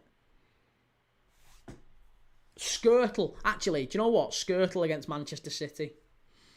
Skirtle against Manchester City. Talk about a bullet header. Bang. Absolutely fantastic, that one. So yeah, they're the standouts for me. Crouch against Arsenal, Skirtle against City, Suarez against West Brom. But again, they're all Liverpool ones. There's plenty of other non-Liverpool ones as well. Andy Carroll's as well. Do you remember Andy Carroll, England against Sweden in the World Cup? Gerard Cross, Andy Carroll header. That one. There you go. Andy Carroll, Sweden for England. That would be mine. That would actually be mine. I remember Andy Carroll against Sweden and thinking, because we just signed him for Liverpool, and thinking, oh my god, we are going to be amazing. Adam says Gerrard v Milan, surely. Oh, here we go. Steven Gerrard plants a grain of doubt in Milan minds. That Clyde Tilsley commentary, I can remember it like it was yesterday. Sarah says we need a Skirtle kind of defender back at Liverpool. We do, yeah. Someone who's big, takes the hits. Bit like Vidic was for United as well. Blake says CR7 v Sampdoria was class, and yeah, the Luis Garcia. Anderlecht. Do you know what? And I'm sure I was at that game. Garcia v Anderlecht. No, it was 2006. I went to the away leg, I went to Anderlecht. I didn't go the home game. That was in the Champions League in the home leg, wasn't it? Yeah, great header. Fabulous header. Adam, that was so good. The hairs on my neck stood up. Unbelievable, wasn't it? Right, half-time in this one, and it is Egypt, half-time, extra time, sorry, Egypt 2, Benin 1. Benin have got 15 minutes, a big 15 minutes now to step up and try and make this. That's not, why do they keep showing it back like it's a handball? They've got to try and make this uncomfortable for Egypt in the second half of extra time. Can they pinch it? Drogba versus Bayern, says Creed. Yeah, that wasn't a bad one either. If you could bring any Liverpool player in the past 15 years, who would you pick? That's Stevie every day of the week. We're desperate for a Gerrard in midfield. Yeah, even if it's the Gerrard of like 2010, 2011. Yeah, I know he'd a bit older then, but even that Gerrard would be perfect now. Serpo the Alien says Zubamendi's better than Xavi. If you say so.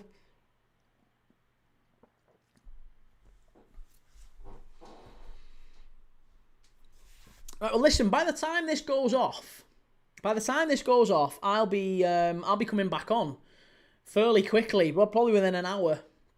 I'll be straight back on for Leicester against West Brom. That's at 7:45 tonight. So if you want to join me tonight, make sure you've clicked like, make sure you've clicked follow, make sure you've subscribed, all that good stuff. It massively helps me. And it helps you find me later when we're watching Leicester against West Brom. Big game in the Championship. Both teams lost 3 out of the last 4.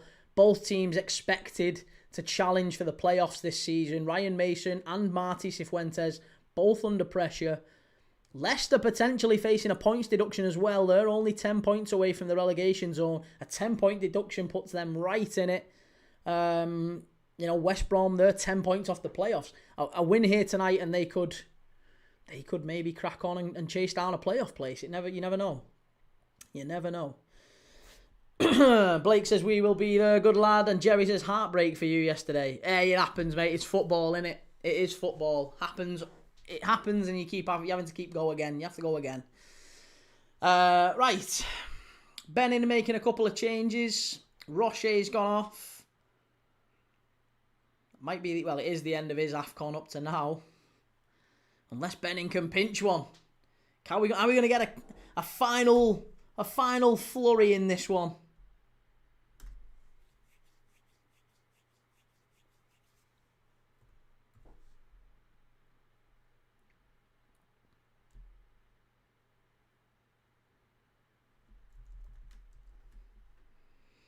Okay, right, we're off. We're off for the second half. Jerry, I feel bad at this point. Why? Why'd you feel bad? You don't need to feel bad. It's football, mate. It happens. Scottish HK says Kevin De Bruyne against Brighton when he could have kicked it. Oh, yeah, when he did a little diving header on the floor.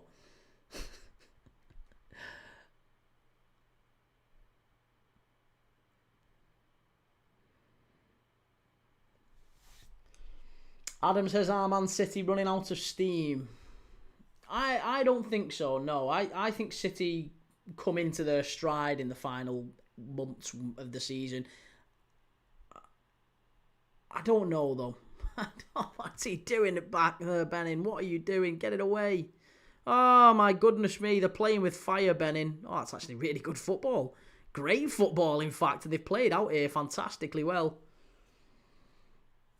Jerry says Liverpool worked so hard to win, but what a screamer to get a draw. It happens though, doesn't it? That's it. Yeah, it's frustrating. Believe me, I was gutted. Still am gutted, but it happens. You move on. Man City running out of steam though. No, I think City will still kick in toward the end of this. It's not title race ain't over. Not by a long shot. Not by a long shot. Oliver Loves Darts, how are you watching it? It is on channel 47, mate. You can watch it. It's on 137 on Sky or 143 if you're watching on Virgin. Big last 15. In Agadir. This is where it is. Agadir. Big last 15 in Agadir. This is where we watched Ivory Coast and Cameroon play out a 1-1 draw as well earlier this month. In fact, that is, I think, the most watched game on this channel, it might well be. If we can get to a penalty shootout, this one might overtake the most watched game on this channel. We're not far off. We're really not far off. Arsenal says, Jerry says Arsenal are only 6 points ahead, so anything can happen. Yep, it's happened before, hasn't it? Arsenal have been top before and not quite won it. Liverpool have been further ahead than Arsenal are at this point and not won it against City. So yeah, it can happen, especially against City. You can't really take your eye off the ball. Captain Spurs' predictions against Arsenal on Thursday. I think 1-1, mate. I think Liverpool have done all right in the big games this season. The big games, we've done generally okay. And I think Arsenal away, we can go there and get a point. Maybe more, who knows? It would be very Liverpool to turn up and win. But we could also go there and get smashed quite easily. They're a good side. Liverpool are not in a good moment. We might not have Hugo Ekitike. We definitely haven't got Isak. We haven't got Salah. That's our front three gone. We're having to play Alexis McAllister, which is basically like playing with 10 men at the minute. So, yeah, it's not going to be an easy game. If we lose, we lose. But I'm confident. I actually think we will get something. I really do. Adam says, Rodri won't get back to his best and the change in style means Pep is vulnerable. Do you think Pep stays next season? Do you think he's still here next season? And Jake says, Virgil's goal in the EPL final against Chelsea was a good header. It was, yeah, it was a brilliant header. Jerry says, but Arsenal have the same goal difference as City. And Yusuf, an Egypt fan. How you doing, Yusuf? Egypt 2-1 up. 10 minutes to go. Big 10 minutes here. Captain Spurs said the league need Liverpool to win. Yeah, we'll be putting our capes on, mate, and we'll be rooting for it. I'll be live for it as well. Thursday, I'm not looking for... Honestly, can you imagine all the stick I've taken off Arsenal fans in the last few weeks? It's going to intensify on Thursday if they manage to beat us. It's going to be a grim one. Annie Biddy says, please, I hate this thing. Just show us the match and stop talking.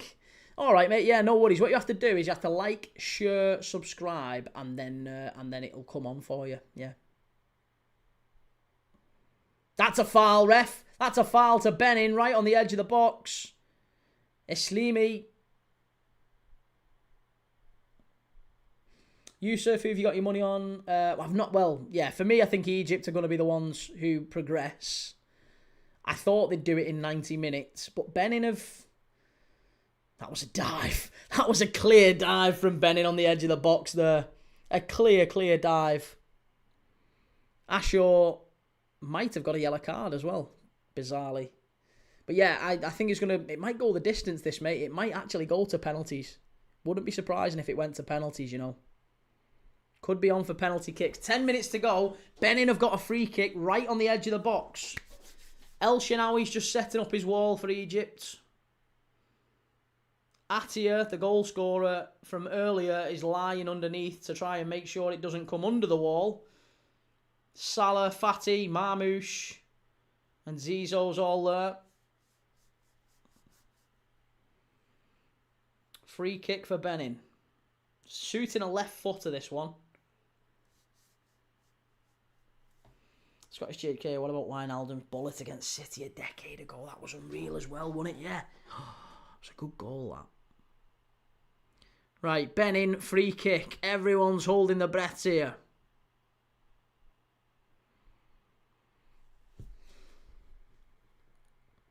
Hey, Benin have put a couple of players in the wall as well, just to try and block the goalkeeper's view. I'm sure they're going to move quite quickly. Strike, it's going to be a corner kick. Is it a corner? No, I think he's given a goal kick, the ref. Goal kick. Jerry says Liverpool will be lucky to get a point at the Emirates with so many important players gone and injured. I mean, I know, but mate, Wolves were like 30 seconds away from getting a point at the Emirates, weren't they? Palace got a draw at the Emirates in the cup, or at least they 1-1. They took you to penalties. You know, it's not out of the equation. City got a point at the Emirates. Plenty of sides that have took Arsenal very, very close. And if they can take you close, these are sides who aren't as good as Liverpool, even Liverpool with a under strength squad.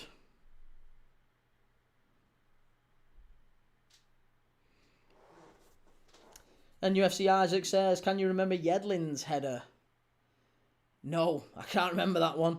And Jerry says, fair enough, but Arsenal at the Emirates will find a way, usually. Yeah, and that's because Arsenal are a very, very good side, but there's also been times, like I said, over the last couple of years where Arsenal have dropped big points in big games, and that's what's led to them not winning the league.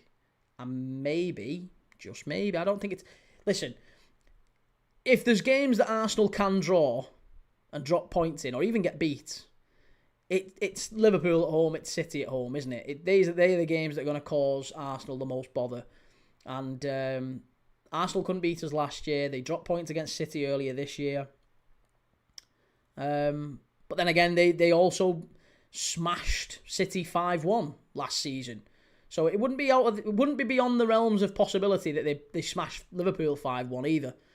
But then again, we've gone there and won before. Worst Liverpool teams have gone to the Emirates and won. So, yeah, you never know. You never know in football. Anything could happen.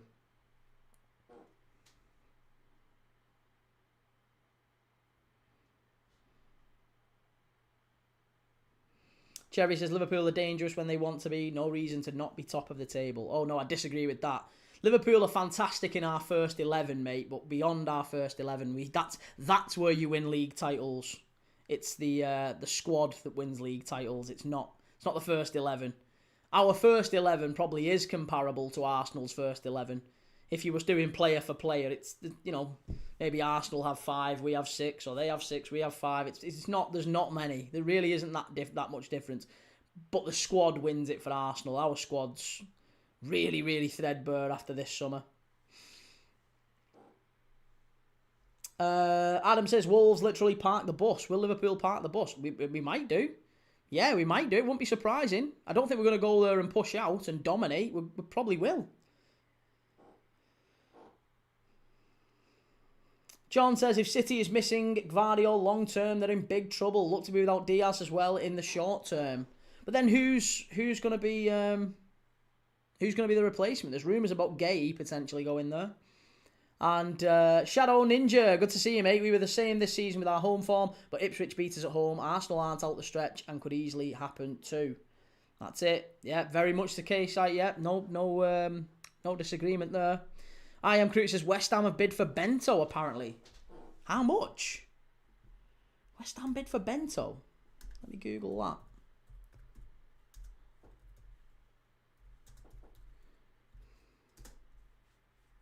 Al Nassr. 10 million. That's weird.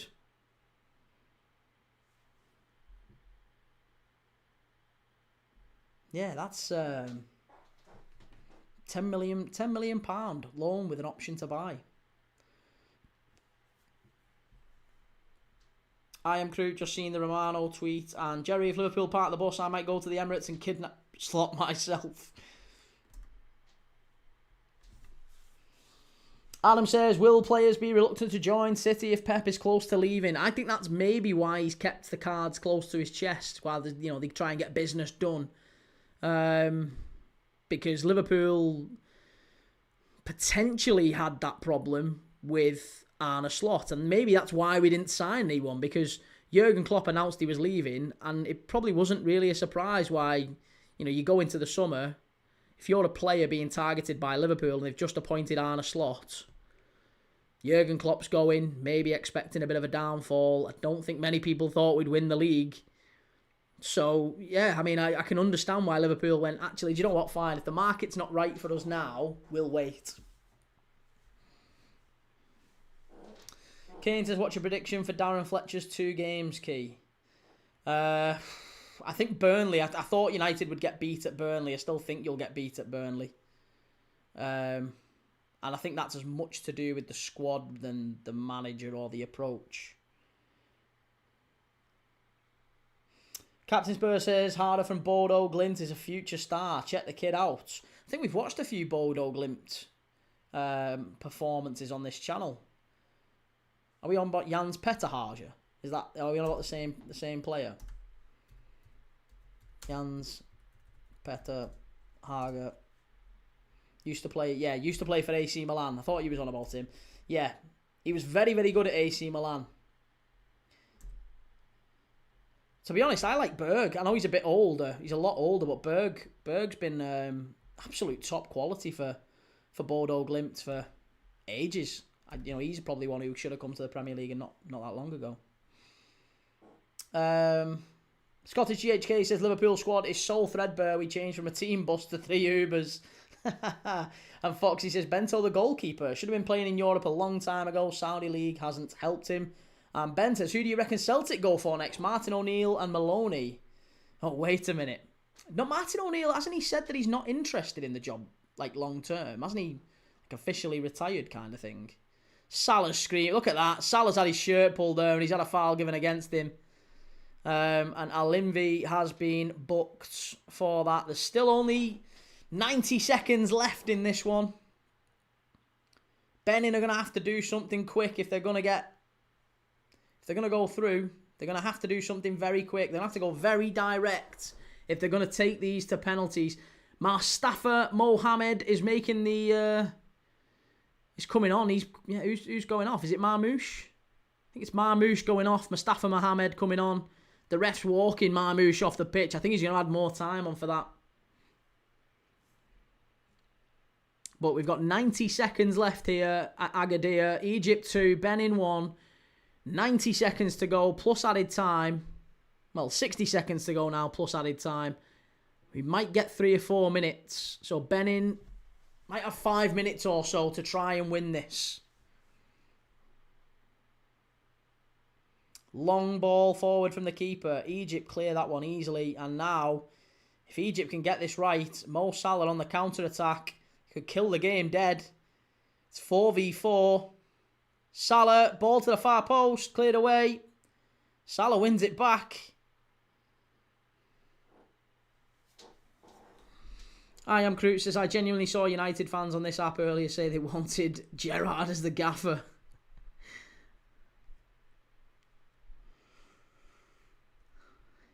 Egypt, ball into the box. Salah must hit it. Over the bar, unlucky. Did well there, Salah. How many added minutes? That's going to be the big question that Benin are going to be demanding now. What? 2-3 minutes maybe, tops. Might only be 1. They might have run the race here, you know. Kane says, it's 3 added minutes. Still paying Amorim his salary every week until 2027. That is not a good settlement, is it, for Man United? They're going to keep paying Amorim his salary all the way up until 2027. Good grief.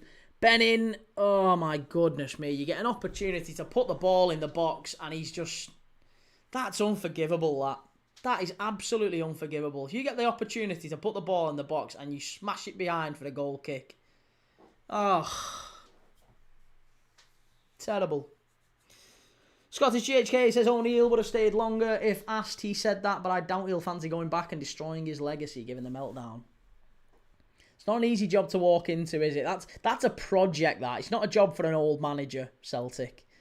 Certainly not one in his 70s. I think it's a job for, dare I say it, an Ange Postecoglou. You know, someone maybe in his 50s who's kind of been around the block and not necessarily a young manager, but someone who's got the authority and yeah. I mean, if I was Celtic, I'd be moving mountains for Ange Postecoglou, but maybe not. Right, now it really is 90 seconds left for Benin. 90 seconds to go. 90, big 90 seconds left to go. Are we going to get one more chance in this game? Long ball again. And it's Egypt winning the second balls every single time. Salah into the channel. This is where Salah's at his most dangerous. And he loses the ball again. He's a shell of himself, honestly, Mo Salah. I know he's going to be tired, but oh my goodness me. And that's too easy from Benin. Come on, you've got to do better. You've got to do better. 60 seconds left. Egypt driving forward. The Pharaohs Here's Mo Salah finally again. Cuts inside. Gives it away. And now Benin on the counter-attack. It's end-to-end. Last 40 seconds. We had a big finish in the Burkina Faso Equatorial Guinea game. Could we get one here? Creed Van Cruz says Egypt had done it surely. Oh, my goodness me. Look at that. Is it a corner? Is it throwing? What's going on? The Egypt player's down here. This is absolutely last chance saloon now. 20 seconds left. Burkina Faso have got a long throw into the box. This is really it now. Long throw. Flicked on. Egypt counter-attack. And they're going for it. And Salah's through if he can play it to him. Salah's one-on-one. Salah's one-on-one. Chip. It's there. It's 2. It's 3. It's Mo Salah. It's there. Mo Salah's won it for Egypt and the Pharaohs are going through. It's there. Mo Salah at the very end. He was one-on-one with the goalkeeper. The goalkeeper was miles off his line. Either come up the pitch or stay on your line. One of the two. He does neither. Salah's running clean through on goal and he just outside of the foot curls it round. No chance at all for the keeper who was in no man's land. And Mo Salah there. 3-1. The Pharaohs are going through. Oh my goodness me. It was shocking at the end, this from Benin. It's so poor. It's just an easy counter-attack. And he's clean through Salah and just... I mean, he's 40 yards out and left-footed, side of the foot, bends it round the goalkeeper who's basically stood on the edge of the box. Crazy. Absolutely crazy from the goalkeeper, but it's there, 3-1. Egypt do go through. A massive, massive win, that, for Egypt. A huge, huge win. And look at him. Look at what it means. I always love that. That's the best part of the AFCON for me. Not just the football. But when you see the fans in the crowd and they're literally doing like orchestrated, like choreographed dances and they're all wearing like massive pageantry. It's so cool, isn't it? It is basically the World Cup. You don't get that at the Euros. You get that in the AFCON and the World Cup. And to be honest, even at the World Cup, it's like the South American teams and the African teams that do it. There you go, full time. It is blown up here. It is a... look at that. And do you know what? Oh my God. The first thing, there was two Benin players. Two Benin players ran straight over to Salah and asked about swapping his jersey. They want that Salah jersey. And I think he said, like, you know, I'm not giving this one away kind of thing. No swapping of the shirts. But... Egypt are through. They're absolutely made up with that, and Egypt are going into the next phase, the next round.